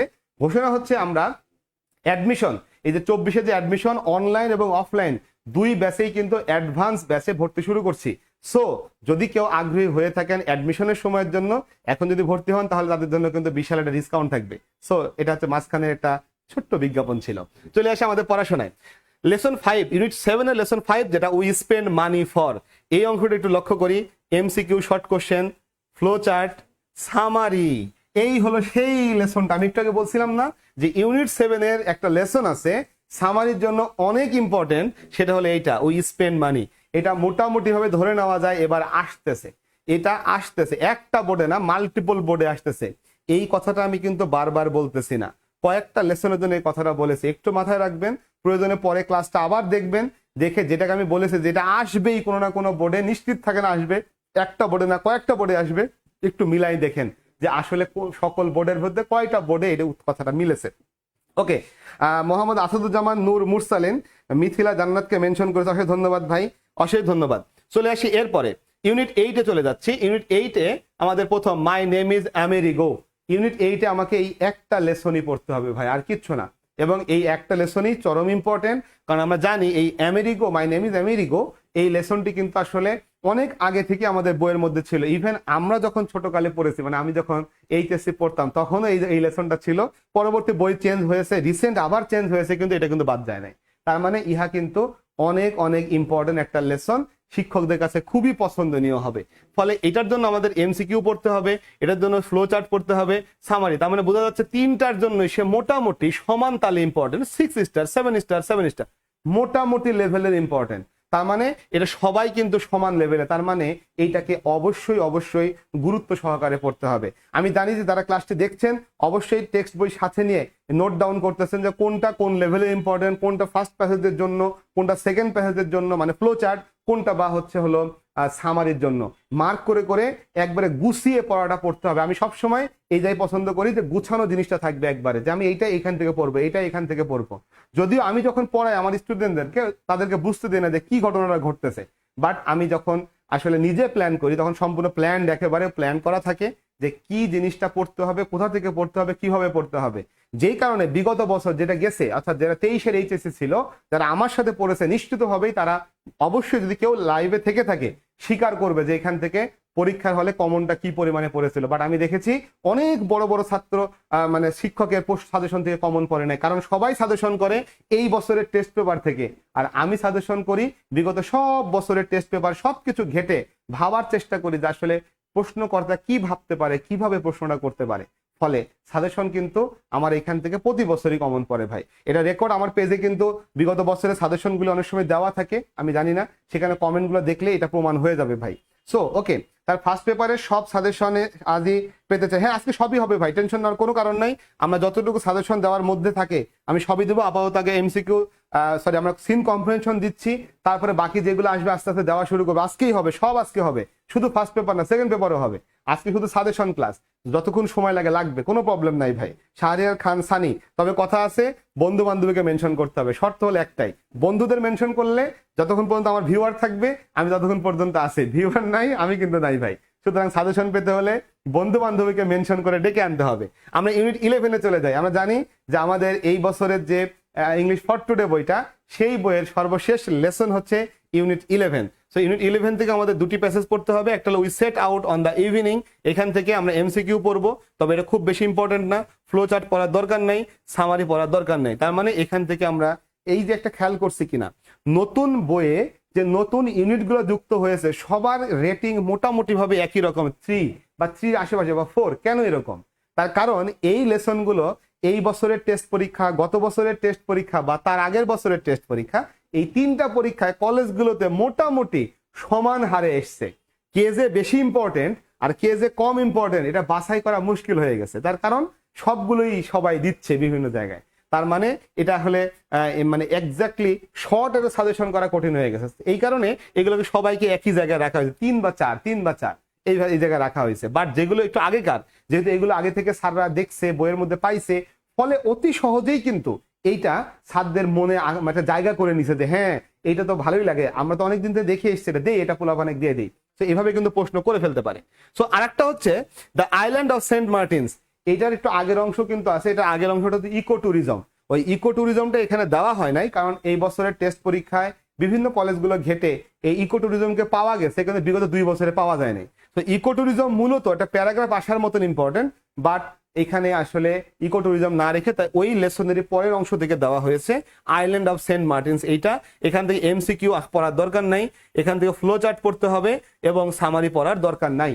সো এই হচ্ছে আমাদের ক্লাসের পিডিএফ কিভাবে পাবো। মুরসালিন ভাই, এটা তো আসলে পিডিএফ দেওয়ার কোনো পরিকল্পনা আমার নাই, এটা আসলে ছাপানো বা প্রিন্টেড অবস্থায় এটা পাওয়া যাবে। আর একটা হইতেছে হলো যারা আমার পেজে থাকবে, ক্লাসটা থাকবে এখানে, যদি কখনো ছাপানো বা প্রিন্টেড বিষয়টা অ্যাভেলেবল হয় আমি পেজে এটা পোস্ট আকারে দিয়ে দিব, তখন চাইলে ডাউনলোড করে নেওয়া যাবে। সো আপাতত ক্লাসটা দেখে দেখে এই সাজেশনটা নিতে হবে, একেবারে টু দ্য পয়েন্টের সাজেশন ভাই, দিস ইজ রিয়েল সাজেশন। আমরা অনেকে সাজেশন দেখি র্যান্ডম, ইউনিট 1 ইউনিট 2 ইউনিট 3 এভাবে লিখে দিয়েছে ইম্পর্টেন্ট। এটা কিসের সাজেশন ভাই? ইউনিট 1 থেকে তো অনেক লেসন আসতে পারে, ইউনিট 1 লেসন 1 থেকে তো অনেক প্যাসেজ আসতে পারে, এইভাবে সাজেশন হয় না, ঠিক না? ওকে, এবার আমাদের পরবর্তী গ্রাফ চার্ট। আমাদের গ্রাফ চার্ট কি কি পড়তে হবে এখন? ইউনিট আমরা আমরা আমরা সিন কম্প্রিহেনশন দেখে ফেললাম, তো সিন কম্প্রিহেনশনের পরে কিন্তু আমাদের উইথ ক্লু উইদাউট ক্লু এই ধরনের টপিকগুলো আসে। এইগুলো নিয়ে আমাদের আলাদা আলাদা ক্লাস হবে, এখন লাইভ ক্লাস হবে, কিভাবে পড়তে হবে কি করতে হবে আমি চেষ্টা করব পুরো উইথ ক্লু উইদাউট ক্লুটাকে গুছাই দেওয়ার জন্য, কারণ এইটা কিন্তু আসলে প্র্যাকটিসের উপরে ডিপেন্ড করে।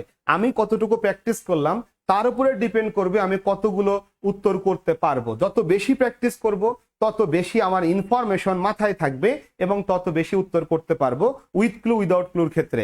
শুধু উইথ ক্লু উইদাউট ক্লু বা এই ধরনের টপিকগুলো নিয়ে আলাদা একটা ক্লাস হবে, সেখানে সাজেশন টাইপের আলাপ আলোচনা থাকবে। আজকে সেখানে না যে আমরা গ্রাফ চার্টের ইম্পর্টেন্ট গ্রাফ চার্টগুলো দেখি, কয়টা গ্রাফ চার্ট আমাকে পড়তে হবে। আমি বলে রাখি গ্রাফ চার্ট পড়তে হয় 3 রকমের গ্রাফ চার্ট, রকমটা হলো 3টা, আর এখানে প্রশ্ন রাখবো হচ্ছে হলো 8টা বা 10টা। এই 10টা কোশ্চেন সলভ করলেই আমাদের পরীক্ষায় সব কোশ্চেন মানে গ্রাফ চার্ট কমন পড়বে ভাই, এটা নিশ্চিত। গ্রাফ চার্ট নিয়ে কোনো ঝামেলা নেই, কমন পড়বেই পড়বে। তবে মনে রাখতে হবে এটা মার্কস কিন্তু 15, তাহলে 15 নাম্বারের জন্য কতটুকু লিখতে হবে সেটা মাথায় নিয়ে যেন আমরা কাজ করি। গ্রাফ চার্টে যদি কম করে লিখি তাহলে কোনোভাবেই কিন্তু ভালো মার্কস ক্যারি করা যাবে না। সো আমাদের প্রথম যে গ্রাফ চার্টটি সেটা হচ্ছে এইটা, the choice of profession by educated people in our country. So in our country, our হবে না, ভুল করে টি হয়ে গেছে। সো চয়েস অফ প্রফেশন বুঝাই যাচ্ছে বিষয়টা, এইটা কিন্তু এই বছরে, গত বছরে এবং তার আগের বছরে, গত 3 বছরেই সবচেয়ে বেশি পরীক্ষায় আসা, টেস্ট পরীক্ষায় আসা একটা গ্রাফ, এবং সবচেয়ে বেশি বোর্ড পরীক্ষায় আসাও কিন্তু একটা গ্রাফ। এই গত 3 বছরের কথা বলতেছি আর কি।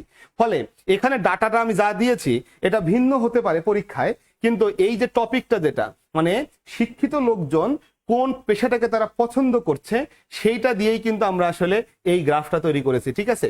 ওকে, সো এই গ্রাফটা সবচেয়ে বেশি ইম্পর্টেন্ট, এটা 7 স্টার রেটিং এ। সো 10-এর ভিতরে মার্কিং করা হয়েছে, আমি বারবার বলতেছি এটা আউট অফ 10 ইট ইজ 7, তার মানে কিন্তু এটা মোটামুটি ভাবে বেশ ইম্পর্টেন্ট লেভেলের দিকেই আছে। চলে আসি তারপরে দ্বিতীয় যেটা, সেটা হচ্ছে sources of air pollution in x city. এই এক্স সিটির জায়গায় কখনো ঢাকা, ময়মনসিংহ, জাহাঙ্গীরনগর, চিটাগাং কিছু একটা দেওয়া থাকতে পারে, অমুক শহর ঢাকা সিটি অথবা ইন চিটাগাং সিটি, যাই হোক না কেন বলে দিতে পারে। যেটাই বলুক আমাদের এইরকম একটা গ্রাফ থাকবে, আমরা জানি এটাকে আমরা বলি পাই চার্ট।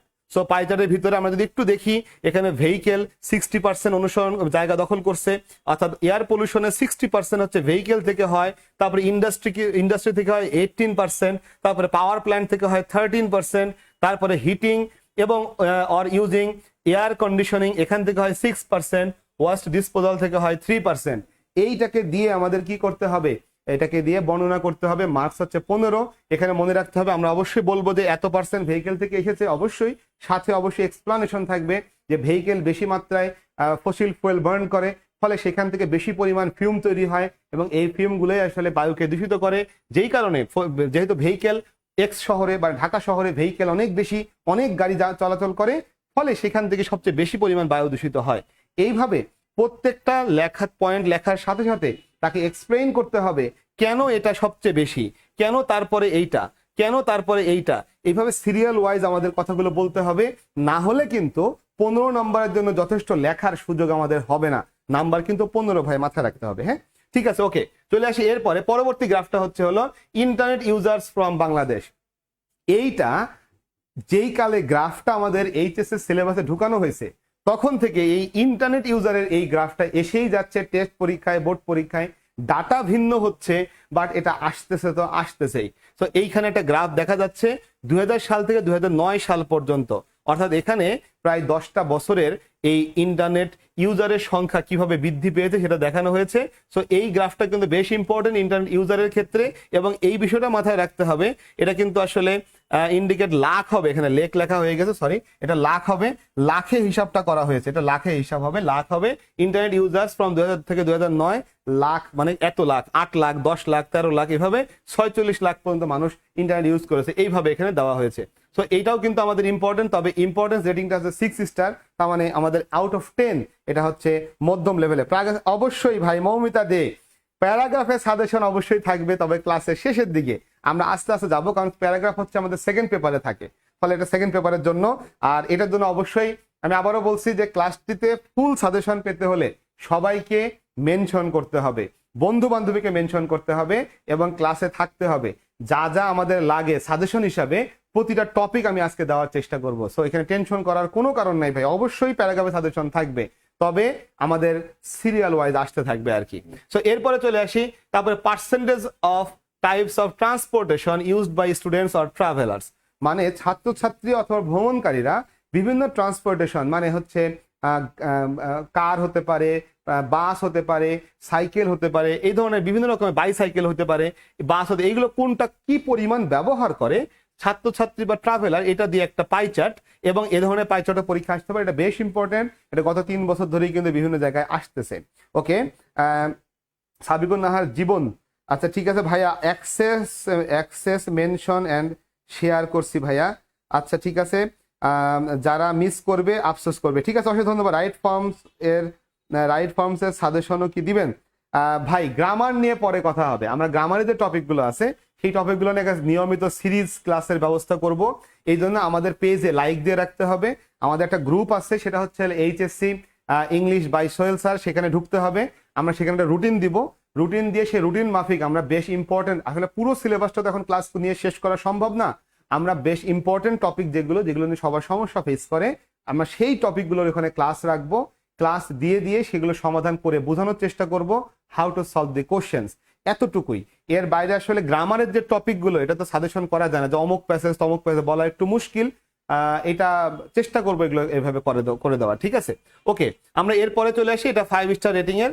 এরপরে population growth rate in Bangladesh, এই রকমের একটা আমাদের গ্রাফ, যেখানে জনসংখ্যা বৃদ্ধির হার বাংলাদেশের বিভিন্ন সালের দেখানো থাকবে, সেইটা দিতে হবে। সো একটু নোট করে রাখেন, এগুলো পরীক্ষা আসার মতন একটা গ্রুপ লিঙ্ক তো আমাদের এখানে এই লাইভের নিচেই দেওয়া থাকার কথা, গ্রুপ লিঙ্কটা।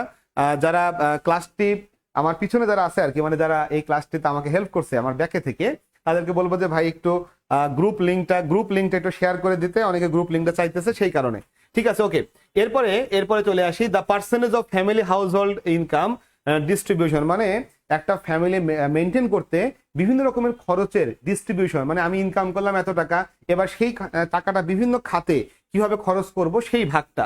যেমন এখানে দেখা যাচ্ছে যে ফুডের জন্য 28% খরচ, মানে এইটা হচ্ছে ফুডের জায়গা, ফুডের জন্য 28% খরচ হয়েছে, ক্লথের জন্য 10% খরচ হয়েছে, পাওয়ার মানে আমাদের যে শক্তি লাগে অর্থাৎ ইলেকট্রিসিটি বা গ্যাস, এগুলোর জন্য খরচ হয়েছে 5%, এই 5%, ট্রান্সপোর্ট মানে বিভিন্ন জায়গায় যাতায়াত করা লাগছে, সেটার জন্য খরচ হয়েছে হচ্ছে 10% নাকি 12%। সো এইভাবে এইখানে সেটা দেওয়া আছে, এই গ্রাফটা দেখে আমাদেরকে কি করতে হবে, এক্সপ্লেন করতে হবে। এটা কিন্তু বেশ ইম্পর্টেন্ট লেভেলের, তবে এটা 4 স্টার হওয়ার কারণ হচ্ছে এটা এই বছরে টেস্ট পেপারে কম এসেছে, বাট এটা প্রিভিয়াসলি কিন্তু বেশ ইম্পর্টেন্ট ছিল। তারপরে একটা comparative selling rate of 4 types of books on 21শে বই মেলা। 21শে বই মেলায় এই বিভিন্ন রকমের বই কি পরিমাণ বিক্রি হয়েছে, মানে সায়েন্স ফিকশন কি পরিমাণ বিক্রি হয়েছে, নোভেল কি পরিমাণ বিক্রি হয়েছে, হিস্ট্রির বই মানে ইতিহাসের বই কি পরিমাণ বিক্রি হয়েছে সেইটা। সো এইটা কিন্তু আমাদের পরীক্ষা আসার মতন, তবে এটা একটু ছোট, এটা আসলে একটু সমস্যা হয়ে যাবে, কারণ আমাদের 15 নম্বরের জন্য যে পরিমাণ লিখতে হয় এইখানে সেই লেখার মতন মানে বিষয়বস্তু আসলে অতটা নাই। সো এই কারণে, ঠিক আছে। ওকে, চলে আসি এরপরে, আমাদের পরবর্তী হলো একটা স্টুডেন্ট তার টাইম কিভাবে স্পেন্ড করে, এইটা পরীক্ষা আসবে ভাই। আমি আবারও বলতেছি, এটা কত স্টার দেওয়া আছে জানি না, কিন্তু এইটা পরীক্ষা আসবে এবার, কোনো না কোনো বোর্ডে এটা পরীক্ষা আসতে যাচ্ছে। সো যদিও এই পাই চার্ট আসুক এটা আমি চাই না, তার কারণ পাই চার্ট আসলে বিস্তারিত লেখার সুযোগ কম থাকে, বর্ণনা করে লেখার সুযোগ কম থাকে, কিন্তু এইটা এমন একটা গ্রাফ, এটা যদি পরীক্ষায় আসে একটা স্টুডেন্ট চাইলেই সুন্দর করে গুছায় অনেকগুলো কথা লিখতে পারে। যে আসলে যেমন আমি যদি বলি, এখানে সেই স্কুলে 25% সময় ব্যয় করে, তো তুমি এরপরে লিখতেই পারো যে ভাই এটা খুবই স্বাভাবিক বিষয়, কারণ আমাদের দিনের একটা বড় অংশ আমরা স্কুলে অথবা কলেজে কাটাই, এবং এখানে পড়াশোনার পিছনে আমাদের সেই সময়টি ব্যয় হয়, জ্ঞান অর্জনের জন্য এটা খুবই গুরুত্বপূর্ণ, নিয়মিত কলেজে যাওয়া, নিয়মিত ক্লাসে যাওয়া, এরকম। সো এরকম একটা লাইন লিখলাম, লিখে তার সাথে 3টা করে বা 4টা করে লাইন এক্সপ্লেন করার সুযোগ থাকে। তারপরে সে 30% সময় ঘুমিয়ে কাটায়। তারপরে তুমি বলবা যে হ্যাঁ, একটা স্টুডেন্ট 30% সময় ঘুমিয়ে কাটাতেই পারে, কারণ ঘুম হচ্ছে আমাদের একটা অবিচ্ছেদ্য একটা কাজ, যেটা না করলে আমরা আসলে সুস্থ থাকতে পারবো না, ফলে অবশ্যই ঘুমাইতে হবে। 30% মানে কি, একটা সারা দিন যদি হয় 24 ঘন্টা, তার 30% সময় কয় ঘন্টা হিসাব করে নিতে হবে, এবং সেই সময়টা সে ঘুমিয়ে কাটায়। এটা যদি 6 ঘন্টা বা তার চেয়ে বেশি হয়ে যায়, তাহলে 6 ঘন্টার বেশি হলে বলতে হবে আসলে সে একটু বেশি ঘুমায়, তার একটু কম ঘুমালেই চলতো। আর যদি 6 ঘন্টার কম হয়, তাহলে বলতে হবে যে সে আসলে সপ্তাহে 2 দিন বা 3 দিন একটু বেশি ঘুমায়, এটা কাভার আপ করতে হবে। তার কারণ কম ঘুমালে আবার মাথা আউট হয়ে যেতে পারে, ঠিক না, সেই কারণে। আচ্ছা ওকে, এবার চলে আসি তারপরে number of people living below the poverty line. এইটা কিন্তু বিগত বেশ কয়েক বছর ধরে ইম্পর্টেন্ট, কিন্তু এই বারটা খুবই ছোট মানে হচ্ছে হলো মাত্র 4টা বার আছে, এটার জন্য বর্ণনা করে 15 নম্বরের জন্য লেখা কিন্তু কঠিন হবে। ফলে এটা আসুক, এটা আমি চাই না, বাট এটা আসতেই পারে এবছরে এবং গত 3 বছর ধরে। এটা বেশ ইম্পর্টেন্ট একটা গ্রাফ। চলে আসি তারপরে লিটারেসি রেট অফ বাংলাদেশ, মানে বাংলাদেশের সাক্ষরতার হার বোঝাই যাচ্ছে, এটাও বেশ ইম্পর্টেন্ট। আমি এগুলো দেখাই যাচ্ছি খালি, এটা 2 স্টার দেওয়া মানে হচ্ছে এই বছরে খুব একটা আসে নাই। আমি আগেও বলেছি আমার সাজেশনটা এই বছর থেকে হয় না, কারণ এই বছরে যখন টেস্ট পেপারটা বের হচ্ছে বা টেস্ট পরীক্ষাগুলো হচ্ছে, প্রশ্ন কিন্তু তারা আগেই করা হয়ে গেছে। তার মানে যারা প্রশ্ন প্রণয়ন করেন বা প্রশ্ন করার সাথে জড়িত, তারা কিন্তু আগেই প্রশ্ন করে জমা দিয়ে দিছে।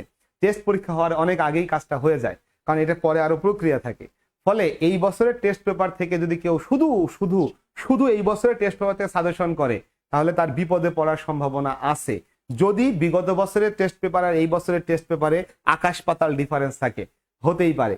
ইংলিশের ক্ষেত্রে এই বছরে সেটা আছে, কারণ গত বছরের যে লেসনগুলো চরম ইম্পর্টেন্ট ছিল, এই বছরে তার অনেকগুলোই ইম্পর্টেন্সের একেবারে লাস্টের দিকে দেখা যাচ্ছে, এরকম 2 স্টার দেখা যাচ্ছে, 3 স্টার দেখা যাচ্ছে। এই কারণে অনেকে হয়তোবা এই বছরের সাজেশন পইরা পরে বিপদে পড়লেও পড়তে পারে। তো সাবধান, আমি বলে দিলাম সাবধান ভাই। মোহাম্মদ তারেক আসসালামু আলাইকুম বলছেন। ওয়ালাইকুম আসসালাম, ওয়ালাইকুম আসসালাম। হাসিব ইসলাম, ওকে চলে আসি এরপরে আমরা ইনফর্মাল লেটার চলে যাবে। হাসিব ইসলাম ইংরেজিতে বলেন, কি বললেন আমি আসলে বুঝতে পারলাম না, যেটা বলতে চাইছেন বর্ণনা করে বলতে পারেন, কোনো সমস্যা নাই ভাই।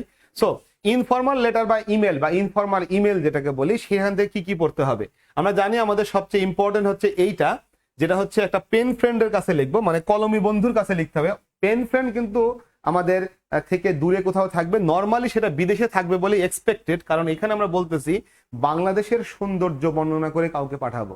তো আমার পেন ফ্রেন্ড যদি দেশের মধ্যেই থাকে, তাকে কিন্তু বাংলাদেশের সৌন্দর্য বর্ণনা করে পাঠাতে পারবো না। যদিও পরীক্ষার প্রশ্নে বলা থাকবে সাপোজ ইওর ফ্রেন্ড ইজ অমুক, সে অমুক দেশে বাস করে, এটা বলা থাকবে, তো টেনশন করার কোনো কারণ নেই। সো এই ধরনের একটা পেন ফ্রেন্ডের কাছে আমরা লিখবো বাংলাদেশ সম্পর্কে, বাংলাদেশের সিনিক বিউটি সম্পর্কে, অথবা বাংলাদেশের হসপিটালিটি, মানে বাংলাদেশের মানুষ কিরকম আতিথেয়তা করে সেই সম্পর্কে, অথবা পদ্মা ব্রিজে আমরা ভ্রমণ করেছি সেই সম্পর্কে। যে কোনো একটা বিষয় নিয়ে পেন ফ্রেন্ডের কাছে লিখতে হবে, সেটাই আলটিমেটলি এখানটায় বলা হয়েছে। ওয়ালাইকুম আসসালাম আফিয়া ইসমাত, ধন্যবাদ ভাই। ওয়ালাইকুম আসসালাম। এরপরে চলে আসি পরেরটা কি হবে। পরেরটা হবে ছোট ভাই কাছে বা ছোট বোনও হতে পারে, অথবা বাবার চিঠির রিপ্লাই হিসাবে আমাদের দিতে হবে not to spend mass time in Facebook. তার মানে ছোট ভাইকে আমাকে পরামর্শ দিতে হবে যে তুমি ফেসবুকে বেশি সময় ব্যয় করো না। আবার বাবা হয়তো আমাকে বলেছে যে তুমি ফেসবুকে বেশি সময় দিও না, সেইটাকে আমি তার রিপ্লাই দিচ্ছি যে হ্যাঁ বাবা তুমি টেনশন নিও না, আমি আসলে বেশি সময় ফেসবুকের পিছনে ব্যয় করি না, এরকম করে আর কি। আর যতটুকু সময় ব্যয় করি হয়তো বা আমরা অনলাইনে বিভিন্ন ক্লাস করা বা বিভিন্ন ক্লাস দেখার ক্ষেত্রে ব্যবহার করি, বাবাকে এটাকে নিশ্চিত করার জন্য একটা উত্তর। সো এরকম যে কোনো একটা পরীক্ষায় থাকতে পারে, ফেসবুকে সময় বেশি ব্যয় করি না এইটা জানিয়ে হয় বাবাকে চিঠি লিখতে হবে, না হয় ছোট ভাইকে লিখতে হবে যে বেশি সময় তুমি ব্যয় করো না। তো চলে আসি এরপরে, আমাদের এটা বেশ ইম্পর্টেন্ট, স্টার গুলো পাশে দেওয়া আছে, আমি এটা বলতেছি না। পরে চলে আসি টু ইউর ফাদার অথবা মাদার অথবা ফ্রেন্ড, বাবাকে অথবা মাকে অথবা বন্ধুকে চিঠি লিখতে হবে। কোন বিষয় নিয়ে? প্রিপারেশন অথবা progress of your test exam, অর্থাৎ টেস্ট পরীক্ষার যে প্রোগ্রেস, টেস্ট পরীক্ষার যে অগ্রগতি, সেইটা জানিয়ে আমার বাবাকে চিঠি লিখতে হবে বা মাকে লিখতে হবে বা বন্ধুকে বলতে হবে যে হ্যাঁ আমরা হচ্ছে টেস্ট পরীক্ষা ভালো দিয়েছি বা পরীক্ষা ভালো হয়েছে এরকম। ইভেন এটা টেস্ট পরীক্ষা না হয়ে এইচএসসি পরীক্ষার প্রিপারেশন কেমন এটা জানিয়েও আসতে পারে। সো এটা বেশ ইম্পর্টেন্ট। এবার চলে আসি পরেরটা, advising younger brother to refrain from smoking অথবা about harmful effect of drug addiction. Refrain from মানে বিরত থাকা, তাহলে ছোট ভাইকে উপদেশ দিয়ে একটা চিঠি লিখতে হবে। কিসের উপদেশ? রিফ্রেন ফ্রম স্মোকিং, ধূমপান থেকে বিরত থাকার উপদেশ, অথবা কি, অথবা harmful effect of drug addiction, অর্থাৎ ড্রাগ এডিকশনে যেটা হার্মফুল ইফেক্ট, ক্ষতিকর ইফেক্ট সেটা নিয়ে। উম্মে হাদিয়া, স্যার আমি অফলাইনের স্টুডেন্ট।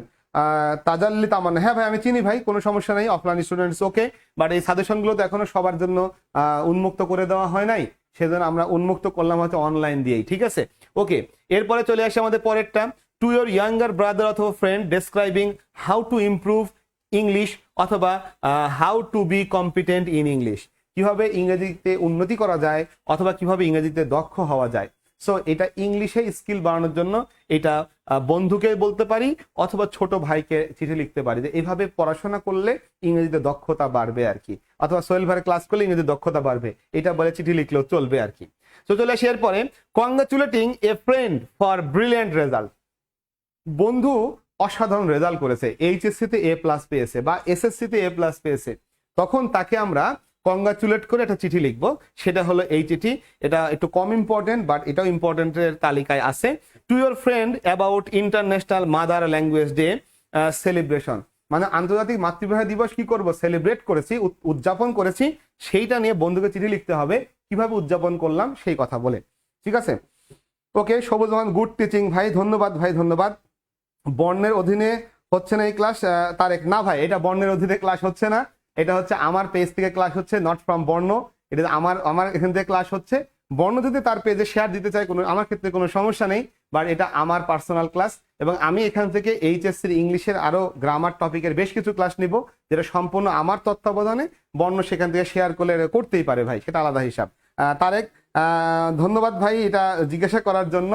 হ্যাঁ, বর্ণতে ক্লাস হবে, বর্ণতে ক্লাস হবে, বর্ণতে ক্লাসের শিডিউল আমি এখনো দেই নাই, দিলে বর্ণতে ক্লাস হবে, টেনশন নেওয়ার কোনো কারণ নেই যারা বর্ণের স্টুডেন্ট। ঠিক আছে, ওকে।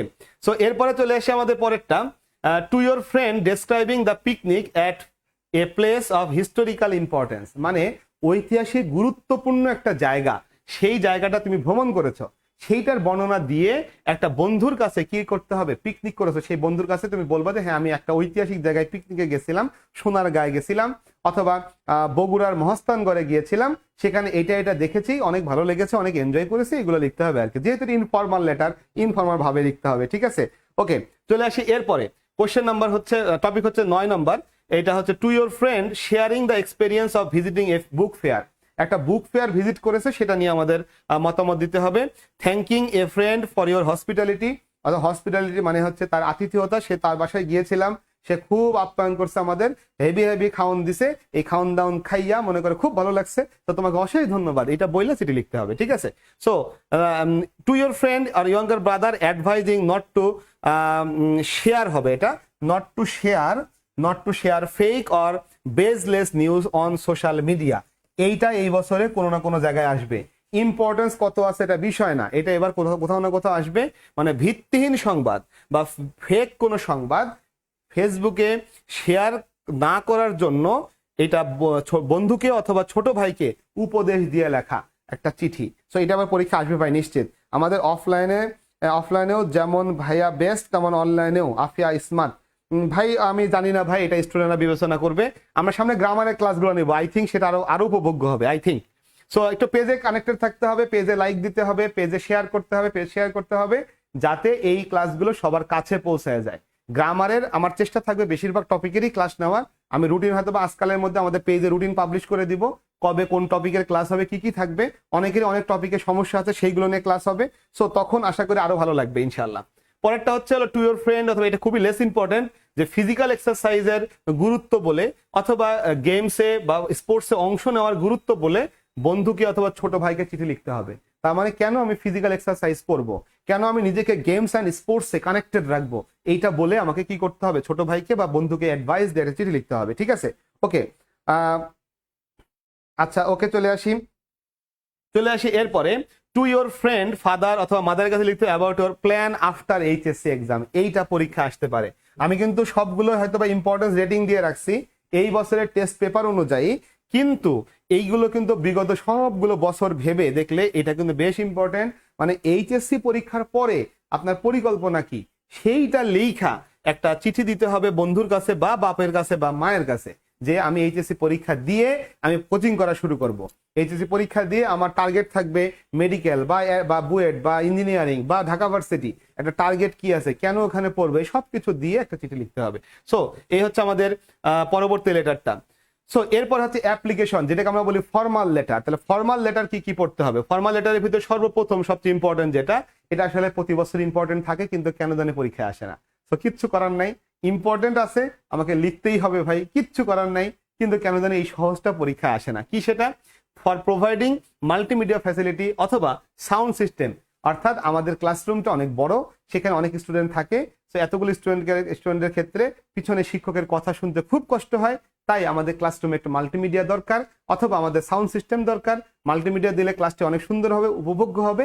এই ধরনের কিছু কথাবার্তা বইলা প্রিন্সিপালের কাছে বা হেডমাস্টারের কাছে যখন যেটা বলবে আর কি, তখন তার কাছে বলতে হবে যে তাহলে আমাদের রুমে একটু মাল্টিমিডিয়া ফ্যাসিলিটি দেন, আমরা ক্লাসটা একটু এনজয় করি, অথবা আমাদের রুমে সাউন্ড সিস্টেম দেন, আমরা ঠিক মতন শুনি। এইভাবে কথাগুলো বলতে হবে, ঠিক আছে? সো এটা সবচেয়ে ইম্পর্টেন্ট একটা, আমি আবারও বলছি যে এটা আসলে প্রতি বছর ইম্পর্টেন্ট থাকে, আসলে এইভাবে আসে না, যেই হারে ইম্পর্টেন্ট ওইভাবে আসে না। তো চলে আসি এরপরে, to set up an English debating club অথবা ইংলিশ ল্যাঙ্গুয়েজ ক্লাব, ইহাও বেশ ইম্পর্টেন্ট, এটাও পরীক্ষা আসতে পারে। সো এটাও 7 লেভেলে ইম্পর্টেন্ট, আউট অফ 10 মার্কিং করেছি, কারণ এই লেটার এবং অ্যাপ্লিকেশন এটাকে আসলে হাই লেভেলে মার্কিং করা যাচ্ছে না, কারণ এগুলো মানে আসবে কি আসবে না এটা বলা মুশকিল, কারণ যে কোনো বিষয় দিয়ে অ্যাপ্লিকেশন দিয়ে ফেলতে পারে। অ্যাপ্লিকেশন বা লেটার বলে ফেলো যে হ্যাঁ তোমার নিজের বর্ণনা দিয়ে, তোমার ফ্যামিলির বর্ণনা দিয়ে তোমার বন্ধুর কাছে চিঠি লেখো, তো তখন তো বলবো যে ভাই এটা তো আপনার সাজেশনে ছিল না। ভাই এইগুলো আসলে লেটার বা অ্যাপ্লিকেশন পরীক্ষায় কমন যদি নাও পড়ে, আমাদের নিয়ম মেনে অর্থাৎ যা যা সিস্টেম আছে মেনে যদি লিখে আসে, তাহলে তো এখান থেকে আমাদের পরীক্ষায় পেরে যাওয়া যাবে, ঠিক না? ওইটা টাইপিং মিস্টেক, সেটা দেখেই বোঝা যায়। আচ্ছা ঠিক আছে, ওকে, আচ্ছা ওকে ওকে ওকে। তারপরে হচ্ছে লাইব্রেরিতে বুক বৃদ্ধি করার জন্য, এটাও বেশ ইম্পর্টেন্ট। তারপরে হচ্ছে হলো for improving or increasing computer lab facilities, এইগুলো সবই ইম্পর্টেন্ট। মোটামুটি ভাবে ইম্পর্টেন্স রেটিং গুলো দেওয়া আছে অ্যাকর্ডিং টু এই বছরের টেস্ট পরীক্ষা। সো যাদের এবার সামনে ইয়ার ফাইনাল পরীক্ষা আছে, মানে 25-এর ব্যাচ, তারাও কিন্তু এটা অনুসরণ করতে পারো। নিশ্চিতভাবেই আমাদের কলেজগুলোর টেস্ট পরীক্ষায়, সরি ইয়ার ফাইনাল পরীক্ষায় কমন পড়বে ভাই, মোটামুটি ভাবে নিশ্চিত থাকা যায়। সো এরপরে to go for study tour, study ট্যুরে যাওয়ার জন্য আমাদের একটা আবেদন করতে হবে, এটা ইম্পর্টেন্স কম। তারপরে seeking permission to stage a drama, এগুলো খুবই কমন টাইপের, ইম্পর্টেন্স কম বাট চলে আসতে পারে। রিকোয়েস্ট টু প্রোভাইড ইন্টারনেট অথবা wifi facility in your college area, এটাও ইম্পর্টেন্ট চলে আসতে পারে। For arranging some extra classes, ইংলিশের উপর এক্সট্রা ক্লাস, ইংলিশে আমরা খুব দুর্বল, ইংলিশে ভালো মার্কস পাইতেছি না, কিছু এক্সট্রা ক্লাস দেন। চাইলে তোমরা অনলাইনে আমার কাছে একটা অ্যাপ্লিকেশন লিখে ফেলতে পারো যে স্যার বা ভাই আমরা ইংরেজিতে খুব দুর্বল, এই টপিকের উপর এক্সট্রা ক্লাস দেন, দিয়ে একটা অ্যাপ্লিকেশন লিখে ফেললা, টু সোহেল ভাই এইটা হ্যান ত্যান subject arranging extra classes on English, topic দিয়ে একটা আবেদন করেই ফেলতে পারো, সেই আবেদনটাই আর কি। Not to allow teacher or the student to use cell phone in the class or exam হল, ক্লাস অথবা এক্সাম হলে ফোন ইউজ না করার জন্য প্রিন্সিপাল স্যারের বরাবর একটা কি লিখতে হবে, একটা অ্যাপ্লিকেশন লিখতে হবে। হ্যাঁ, এটা আমরা দেখেছি অনেক সময় পরীক্ষার হলে শিক্ষকেরা বা স্টুডেন্টরা মোবাইল ফোন ক্যারি করে বা সেল ফোন ক্যারি করে, এইটা যেন না হয় সেই জন্য একটা অ্যাপ্লিকেশন। সো এটা খুব একটা ইম্পর্টেন্ট না, বাট এগুলো আসলে কিছু করার নেই, অ্যাপ্লিকেশন যে কোনোটা আসতে পারে। লাস্ট ওয়ান, এইটা আসলে একটু ইম্পর্টেন্ট হয়তো, কিন্তু কেন জানি এটা শিক্ষকেরা দেয় না, তবে দিয়েও ফেলতে পারে, এটা কিন্তু একটু অন্যরকম কোশ্চেন।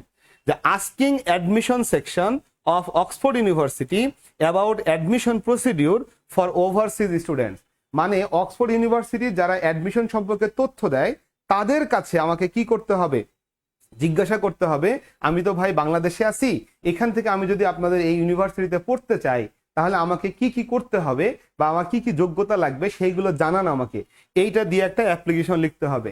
অবশ্যই বিদেশি স্টুডেন্টের জন্য, ওভারসিজ স্টুডেন্টস মানে বিদেশি স্টুডেন্টের জন্য কি কি যোগ্যতা লাগবে সেইটা। সো এইটা কিন্তু আমাদের বেশ ইম্পর্টেন্ট।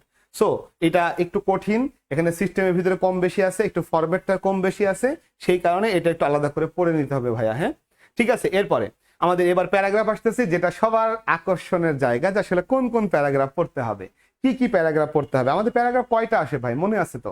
আমাদের প্যারাগ্রাফ কিন্তু আসে 2টা। সেকেন্ড পেপারে আমাদের 2টি প্যারাগ্রাফ আসে। একটা প্যারাগ্রাফ হচ্ছে লিস্টিং বা ডেসক্রিপশন টাইপের প্যারাগ্রাফ, লিস্টিং অথবা ডেসক্রিপশন টাইপের প্যারাগ্রাফ।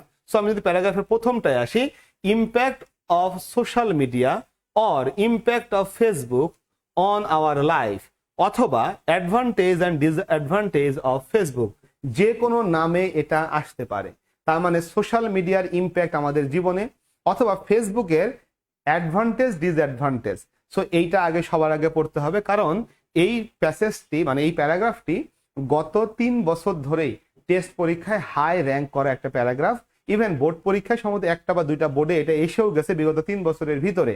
তার মানে এটা আবারও আসতে পারে, এবং একই সাথে এই বছরের টেস্ট পেপারগুলোর ভিতরেও সর্বোচ্চ র্যাঙ্কিং এর ভিতরে আছে। মানে এই বছরের টেস্ট পেপারে যতগুলো কলেজ আছে, আমি কিন্তু একটা টেস্ট পেপার একটা কলেজের কথা বলছি না ভাই, কারণ আমাদের বাজারে অনেকগুলো টেস্ট পেপার পাওয়া যায়।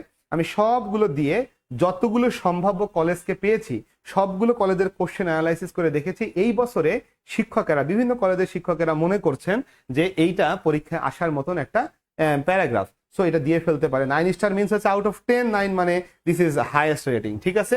এরপরে the importance of female education, এটা অ্যানাদার ওয়ান, হয়তো এটাও পরীক্ষা আসতে পারে। সো এটাও 9 স্টার, তার মানে এই দুইটার মধ্যে থেকে পরীক্ষা আসতেই পারে। সো আমার মনে হয় যে কোনো একটা পরীক্ষায় সেট হয়ে যাবে। কে যে কোনটা পাবে বলা মুশকিল। হ্যাঁ, তবে এখানে কথা আছে, শিক্ষক যদি মনে করে এই বছরের ইম্পর্টেন্ট কোনো কিছু দিব না, একবারে লেস ইম্পর্টেন্ট একটা প্যারাগ্রাফ দিয়ে ফেলবো, তাও হতে পারে। তবে এটা পরীক্ষা আসার মতন। তবে আমি বলে রাখি, লেস ইম্পর্টেন্ট দিলেও সেটা আমার সাজেশনে থাকবে, এটা নিশ্চিত থাকতে হবে, আছে ভাই সাজেশনে। এবার চলেছে পরে, uses and abuses of internet. এটা ওয়ান কাইন্ড অফ এইটার মতোই কিন্তু, অর্থাৎ এইটা ছিল কি, এটা ছিল হচ্ছে সোশ্যাল মিডিয়ার ইম্প্যাক্ট, আর এটা হচ্ছে জাস্ট ইন্টারনেটের ইউজেস এন্ড অ্যাবিউজেস, মানে তার হচ্ছে ভালো মন্দ দিকগুলো নিয়ে লিখতে হবে আর কি, ঠিক আছে। ওকে, তারপরে চলে আসি, এটা একটু কম ইম্পর্টেন্ট বোঝাই যাচ্ছে। তারপরে পরেরটা হচ্ছে পদ্মা মাল্টিপারপাস ব্রিজ বা ঢাকা মেট্রো রেল, যেটাই বলি না কেন এই বছরে টেস্ট পরীক্ষায় দিছে, বাট আই থিঙ্ক এটা হয়তোবা আমাদের বোর্ড পরীক্ষায় কোথাও সেট করবে না, আমার বিশ্বাস। এটা আসলে এই ধরনের প্যাসেজগুলো বা এই ধরনের প্যারাগ্রাফগুলো ঢাকা বিশ্ববিদ্যালয়ে যে লিখিত পরীক্ষা হয় সেইটার জন্য এগুলো প্রিপারেশন নেওয়া যেতে পারে, বাট আই ডোন্ট থিঙ্ক এটা আসলে বোর্ড পরীক্ষার মতন একটা প্যারাগ্রাফ। এবং প্যারাগ্রাফ আসলে আমাদের জন্য অনেক কিছু ভাবা লাগে, অনেকেই আছে যারা একটু ভালো স্টুডেন্ট না, হয়তো মুখস্থ বিদ্যার জিনিসগুলো দিয়ে কোনো মতনে পাশ করার চেষ্টা করে, তো প্রশ্নকর্তারা যখন প্রশ্ন করে তাদের বিষয়টাও মাথায় রাখে, ফলে আমার মনে হয় না যে এটা দিবে। তবে এটা রাখছি, মধ্যম লেভেলে রেখে দিছি, কারণ এই যে এই বছরের টেস্ট পেপারে বেশ ইম্পর্টেন্ট, গত বছরে কিন্তু এটা এতটা ইম্পর্টেন্ট ছিল না, সো এটা এই বছর একটু ইম্পর্টেন্স পাইছে। সো এরপরে ক্লাইমেট চেঞ্জ, গ্লোবাল ওয়ার্মিং, এটা কিন্তু আবার ইম্পর্টেন্ট, এইটাও কিন্তু পরীক্ষায় আসতে পারে। ক্লাইমেট চেঞ্জ অথবা গ্লোবাল ওয়ার্মিং অথবা গ্রিন হাউস ইফেক্ট, যে কোনো নামে আসতে পারে, যে কোনো নামে, জিনিস কিন্তু একটাই ভাই। অর্থাৎ আমি ক্লাইমেট চেঞ্জ বললো যে ঘটনাটা ঘটবে, গ্লোবাল ওয়ার্মিং বললো সেই ঘটনাটা ঘটবে, ইভেন আমি যদি বলি হচ্ছে হলো গ্রিন হাউস ইফেক্ট, সেটাও একই কথা ঘটবে। তবে এখানে আরেকটা জিনিস আমি রেখে দিয়েছি, সেটা ডিফরেস্টেশন, অর্থাৎ বনভূমি উজাড়করণ, উল্টোভাবে এটা বনায়নও আসতে পারে পরীক্ষায়, অর্থাৎ অ্যাফরেস্টেশন। তো যে কোনো একটা এটাও পরীক্ষা দিতে পারে। এখন ডিফরেস্টেশন যখন বলবো তখন বলবো যে আমাদের ক্লাইমেটটা এইভাবে চেঞ্জ হয়ে যাচ্ছে, তার মেজর কারণ কিন্তু ডিফরেস্টেশন, আর ডিফরেস্টেশন হলে আমাদের ক্লাইমেটটা এইভাবে চেঞ্জ হয়। আবার যদি অ্যাফরেস্টেশন বলা হয় তখন বলতে হবে এই গাছপালা উজাড় হওয়ার ফলে আমাদের ক্লাইমেটটা চেঞ্জ হয়েছে, সো আমাদের ক্লাইমেটটাকে আবার আগের জায়গায় ফিরে আনতে হলে আমাদের প্রচুর পরিমাণে গাছ লাগাইতে হবে। তো এটা হলো অ্যাফরেস্টেশন। এইভাবে আলটিমেটলি জিনিস কিন্তু সবই একটা, একটু ঘুরাই ফিরাই লিখতে হবে। সো ইম্পর্টেন্ট বোঝা গেল, আমাদের এখানে তিনটা আমি মোস্ট ইম্পর্টেন্ট পেয়ে গেছি, আর এরপরে সেকেন্ড গ্রেডে আমরা হচ্ছে ইউজেস এন্ড অ্যাবিউজেস অফ ইন্টারনেটকে পেয়েছি, ঠিক আছে।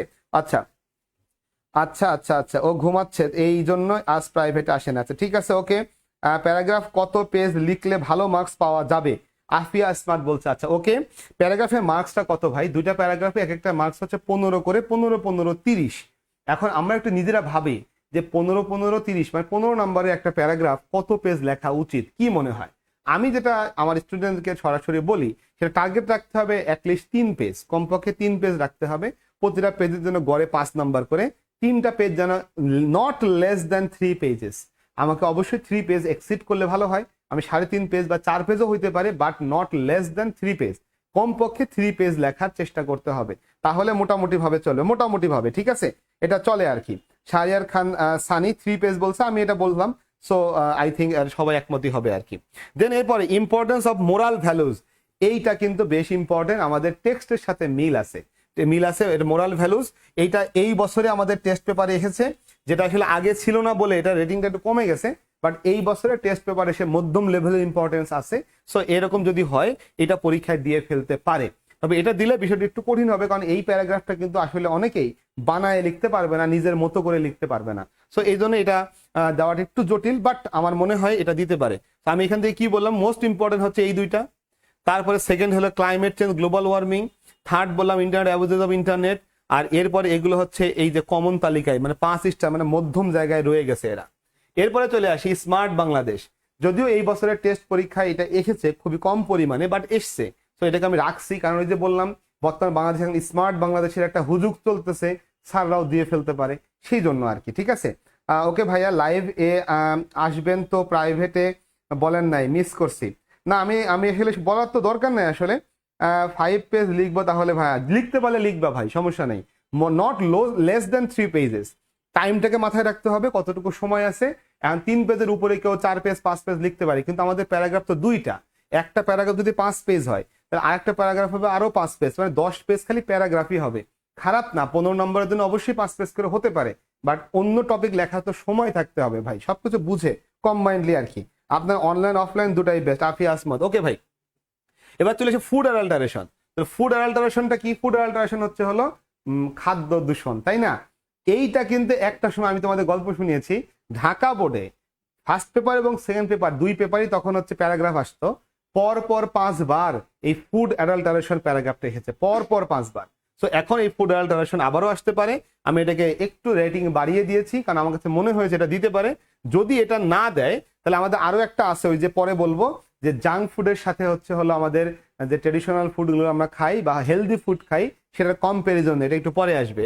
এরপরে qualities of a good citizen, এটাও খুব বেশি ইম্পর্টেন্ট না, তবে দিয়ে ফেলতে পারে, ওই যে আমাদের মোরাল ভ্যালুজ ওর সাথে মিল করে এটা শিখতে হবে। এন্ড হচ্ছে হলো এই 9টাই হচ্ছে আমাদের প্যারাগ্রাফ। তো আশা করি আমরা বুঝতে পারছি যে আমাদের প্রথম যে প্যারাগ্রাফটি ছিল ডেসক্রিপশন বা হচ্ছে হলো আমাদের কি বলে এটাকে, হ্যাঁ ডেসক্রিপশন টাইপের প্যারাগ্রাফ, সেইখানে আমরা কিন্তু মাত্র 9টি সাজেশন দিয়েছি। আমাদের বোর্ড কয়টা? 9টা বোর্ডে 9টা প্যারাগ্রাফ, বোঝাই যাচ্ছে বিষয়টা, তাই না? তো এই 9টার মধ্যে থেকেই আমার বিশ্বাস সকল বোর্ডে কোশ্চেনটা কমন পড়বে। ওকে ভাই, আমার নামতে বলেন, শুধু ভাই ভাই বলেন আর কমেন্ট করব না। তাজাল্লি তামান্না, কই ভাই ভাই বলি ভাই, তাজাল্লি তামান্না আমি নাম তো বলছি ভাই। আচ্ছা এবার চলে আসি প্যারাগ্রাফ কম্পেয়ার এবং কন্ট্রাস্ট টাইপের প্যারাগ্রাফ। এই প্যারাগ্রাফটা কমন পড়বে ভাই, নিশ্চিত থাকেন এখান থেকে কমন আসবে এই পরীক্ষা, আমি যে কয়টা দিব। সবচেয়ে প্রথম যেটা মোস্ট ইম্পর্টেন্ট সেটা হচ্ছে হলো nuclear family and extended family. তার মানে আউট অফ 10 এটা তো মোস্ট ইম্পর্টেন্টের জায়গা, যদি এসে ইম্পর্টেন্ট আছে, বাট আমি ধরে রাখছি এটা মোস্ট ইম্পর্টেন্টের গুলোর মধ্যে একটা, ঠিক আছে? আচ্ছা ওকে, এমন এমন কিছু সাজেশন দেন ভাইয়া যেন ইংলিশ ভয়টা চলে যায়। আচ্ছা এটা নিয়ে আমি পরে কথা বলছি, ইংলিশের ভয় নিয়ে আমি একটু পরে কথা বলবো। চলে আসি এরপরে city life and rural life, এটা হলো 9 স্টার। এখন এটা 9 স্টার কেন? তার কারণ এই জিনিসটা অনেক দিন ধরেই আমাদের পরীক্ষায় আসছে, বোর্ড পরীক্ষায় আসছে, টেস্ট পরীক্ষায় আসছে, সো এটা অনেক ইম্পর্টেন্ট হয়ে গেছে। কিন্তু এই বছরে এইটাও কিন্তু আসতে পারে। নর্মালি এটা এই city life, rural life, hostel life, family life, এগুলো কিন্তু বেশ কয়েক বছর ধরে আমাদের সিলেবাসে আসতেছে, মানে আমাদের টেস্ট পরীক্ষার কোশ্চেনগুলো দেখা যাচ্ছে। তারপরে চলে আসে আমাদের পরেরটা folk music and western music, এটাও বেশ ইম্পর্টেন্ট, যে কোনো একটা কিন্তু আসবে পরীক্ষায় ভাই। কম্পেয়ার করা যে নিউক্লিয়ার ফ্যামিলির সাথে এক্সটেন্ডেড ফ্যামিলির কম্প্যারিজনটা কি। তারপরে সিটি লাইফের সাথে রুরাল লাইফ, শহরের জীবন গ্রাম্য জীবন, দুটার মধ্যে কম্পেয়ার করব, কোথায় কি সুবিধা আছে কোথায় কি অসুবিধা আছে এইগুলো। ফোক মিউজিকের সাথে ওয়েস্টার্ন মিউজিক, মানে আমাদের যে ফোক মিউজিক গুলো আছে তার সাথে পশ্চিমা যে গানগুলো তার সাথে কম্পেয়ার করব, ঠিক আছে? আচ্ছা যেগুলো দিচ্ছে এইগুলোর মধ্যে থাকবে ইনশাল্লাহ। ওকে ইনশাল্লাহ ভাই, আচ্ছা ঠিক আছে। ওকে এরপরে cause and effect of price hike and price অথবা প্রাইস স্পাইরাল, হ্যাঁ এইটা কিন্তু বর্তমান সময়ে বেশ আলোচিত বিষয়, এই কারণে আমি এটাকে রেখেছি। ইম্পর্টেন্স অবশ্য খুব বেশি না, হয়তো বা অনেকের সাজেশন এটা থাকবেই না, কিন্তু আমি কিন্তু অনেকগুলো বিষয় বিবেচনা করি। মানে একটা শিক্ষক যখন প্রশ্ন করবেন তখন তার মাথায় কি কি বিষয় কাজ করবেন, টেস্ট পেপারে কি এসছে, বিগত 10 বছর ধরে কোন কোন প্যারাগ্রাফগুলো আসতেছে বা 5 বছর ধরে কোন কোন প্যারাগ্রাফ আসতেছে, বর্তমান সময় কোনটার সাথে যাইতেছে, সবকিছু বিবেচনায় নিয়ে করা হয়। সো এই টপিকটাও কিন্তু এই মুহূর্তে বেশি ইম্পর্টেন্ট, আমরা জানি, কারণ এটা যখন প্রশ্ন করা হয়েছে তখন কিন্তু আরো বেশি ছিল, দাম কিন্তু আরো তখন বাড়তেছিল সেই কারণে। Cause and effect of road accident in Bangladesh, বাংলাদেশে রোড অ্যাক্সিডেন্টের কারণ এটা প্রত্যেকদিন পেপার খুললেই দেখা যায়, খালি রোড অ্যাক্সিডেন্ট হচ্ছে বিভিন্ন কারণে, সেটা একটা মধ্যম লেভেলে important. Online education and traditional education, ইহা কিন্তু আর একটা ইম্পর্টেন্স, তার মানে এই অংশটাও আসতে পারে। সিটি লাইফ রুরাল লাইফের মতো করে অনলাইন এডুকেশন এবং ট্রেডিশনাল এডুকেশন দুটার ভিতরে কম্পেয়ার করা, কারণ এটা কিন্তু করোনার পরের থেকে শুরু হয়েছে। আমরা অনেকেই অনলাইনে পড়ি, অনেকে আবার অফলাইনে পড়ি, বুঝি না আসলে দুটার ভিতরে আসলে পার্থক্য কোথায়, কোনটায় সুবিধা বেশি কোনটায় অসুবিধা আছে, কোনটার কোন সুবিধা কোনটার কোন অসুবিধা, এই সব কিছু করে মিস করেছি এখন আসলাম। ধন্যবাদ ভাই, কোনো সমস্যা নাই। বিষয়টা হলো যে এই ক্লাসটা রেকর্ড থাকবে পেজে, পরবর্তীতে দেখা যাবে, যে কোনো সময় দেখা যাবে, অবশ্যই শেয়ার করতে হবে টাইম লাইনে। তো যেটা বলতেছিলাম যে আমাদের অনলাইনে পড়লে আসলে সুবিধাটা কি, সেখানে আবার অসুবিধা কি, অফলাইনে সুবিধা কি অসুবিধা কি, এরকম অনেকগুলো বিষয় নিয়ে চিন্তা করে করে বলতে হবে। আমরা এখন অনেকে কিন্তু অনলাইনে বিভিন্ন ক্লাস করি, কিন্তু অনলাইনে যে ক্লাসগুলো হয় সেটার সাথে অফলাইনে বেশ বড় একটা পার্থক্য হলো, অফলাইনে কিন্তু ডাইরেক্ট ইন্টারাকশন হয় উইথ দ্য স্টুডেন্টস, মানে আমি শিক্ষক প্রত্যেকটা ছাত্রছাত্রীকে দেখছি, তাদের সাথে আই কন্ট্যাক্ট হচ্ছে এবং আমি বুঝতে পারতেছি যে আমার পড়াটা সে বুঝছে কি বুঝে নাই। কিন্তু যখন আমি অফলাইনে না যেয়ে অনলাইনে আসি তখন কিন্তু আমি কারোর চোখে চোখ রেখে বুঝতে পারতেছি না যে সে আসলে পড়াটা বুঝছে নাকি বুঝে নাই। এই জায়গাটায় সমস্যা। যদি স্টুডেন্ট এটা কমেন্টে লেখে যে ভাই বুঝছি অথবা বুঝি নাই, তাহলে কিন্তু এই সমস্যাটা সলভ হয়ে যায়। এরপরে যে বিষয়টা আসতেছে সেটা হলো অনলাইনে স্টুডেন্ট যখন ওই পাশে থাকে, তখন সে দীর্ঘ সময় পড়ার দিকে তাকিয়ে থাকার বা পড়াশোনার দিকে থাকার মনোযোগটা অনেক সময় ধরে রাখতে পারে না। ক্লাসে মনোযোগ চলে গেলে শিক্ষক একটা বকা দিবে, ঝাড়ি দিবে, তাকে এই জগতে ফিরাই আনবে। কিন্তু যখন সে ভার্চুয়ালি থাকবে, অনলাইনে থাকবে, তখন সে যখন অন্য জগতে চলে যাবে, শিক্ষক যে ক্লাস নিচ্ছে সে তো টেরই পাবে না ভাই যে ওই পাশের মানুষটা এখন এই জগতে নাই, ফেসবুকে স্ক্রল করতে করতে বিভিন্ন জায়গায় চলে গেছে। তো এই সমস্যাগুলো কিন্তু রইবেই, ঠিক আছে। ওকে, তো এই হচ্ছে আমাদের কন্ট্রাস্ট, কম্পেয়ার কন্ট্রাস্ট টাইপের প্যারাগ্রাফগুলো। আশা করি আমরা এটা পারবো। আনএমপ্লয়মেন্ট প্রবলেম ইন বাংলাদেশ, বাংলাদেশে বেকার সমস্যা, সেটা নিয়ে আমাদের আসতে পারে, তবে এটা লেস ইম্পর্টেন্ট। বাট আমাদের টেস্ট পরীক্ষায় এসছে, কি করা যাবে ভাই, আমি জানি এটা হয়তো আসবে না, বাট এসে পড়লে তখন তো কিছু করা যাবে না। চোখ নিয়ে যা বলছেন এখন এখন থাইকা চোখে এইভাবে তাকিয়ে থাকবো। আচ্ছা ঠিক আছে ভাই, সমস্যা নেই, চলে আসি এরপরে। Junk food and healthy food, এইটা কিন্তু বেশ ইম্পর্টেন্ট ভাই, এটা ইম্পর্টেন্ট, রেটিংও একটু বেশি দিছি এবং এইটা কিন্তু পরীক্ষা আসতে পারে। তার মানে আমরা এখান থেকে তিনটা বিষয় দেখলাম, সিটি লাইফ, রুরাল লাইফ, তারপর অনলাইন এডুকেশন, আর হলো অফলাইন এডুকেশন বা ট্রেডিশনাল এডুকেশন, আর দেখলাম junk food and healthy food, fast food and homemade food. যাই বলি না কেন, কথা একটাই, এটাও কিন্তু পরীক্ষা আসতে পারে, বেশ ইম্পর্টেন্ট একটা অংশ আর কি। সো ঠিক আছে, ওকে, এবার চলে আসি তাহলে আমাদের সাজেশনের একেবারে শেষ অংশ। তার মানে আমরা পুরো সাজেশনটি শেষ করে ফেলেছি, অর্থাৎ যা যা দিলাম। এখন কথা হলো আপনাদের সাথে, আপনারা এখন আমাকে বলবেন আর কোন বিষয়ে সাজেশন দরকার, গ্রামারের কোন বিষয়ে ক্লাস দরকার। আমরা গ্রামারের ক্লাস দিব, কোশ্চেন সলভ টাইপের, সলভ করার মধ্য দিয়ে যতটুকু সম্ভব আমি রুলগুলো শেখানোর চেষ্টা করব, কারণ এখন পুরো গ্রামার শেখানোর তো আসলে অতটা সময় হবে না, টপিক ভিত্তিক ক্লাস নেবো আর কি। ঠিক আছে ভাই, আপনি কি অফলাইনে 24-এর ব্যাচ পড়াচ্ছেন? অবশ্যই ভাই, অবশ্যই 24-এর ব্যাচ আছে, 25-এর ব্যাচ আছে, 26-এরও ব্যাচ শুরু হয়ে গেছে। সো এইচএসএ 24, 25, 26 তিনটারই ব্যাচ আছে, থাকবে না কেন ভাই? মৌমিতা দে অবশ্যই আছে।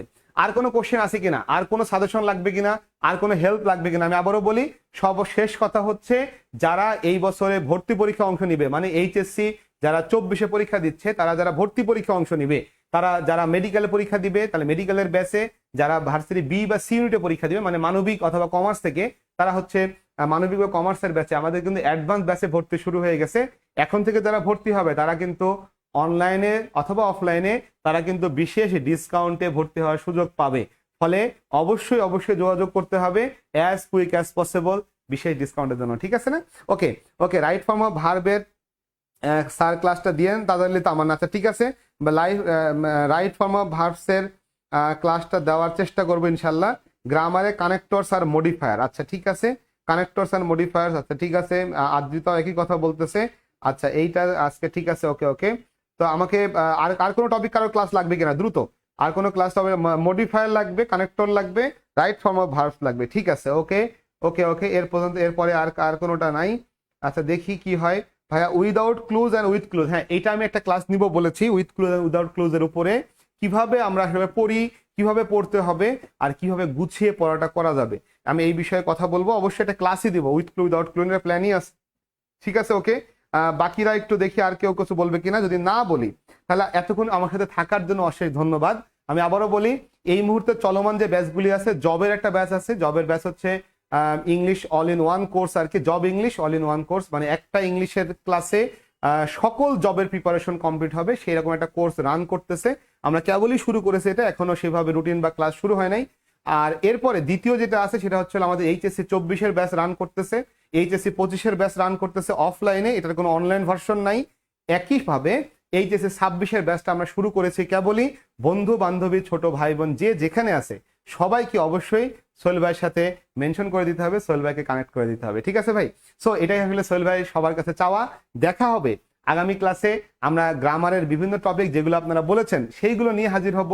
সেই পর্যন্ত সবাই যেন ভালো থাকি, সুস্থ থাকি এবং সবার সুস্থতা কামনা করে আজকের ক্লাসটা আমি শেষ করছি। আল্লাহ হাফেজ।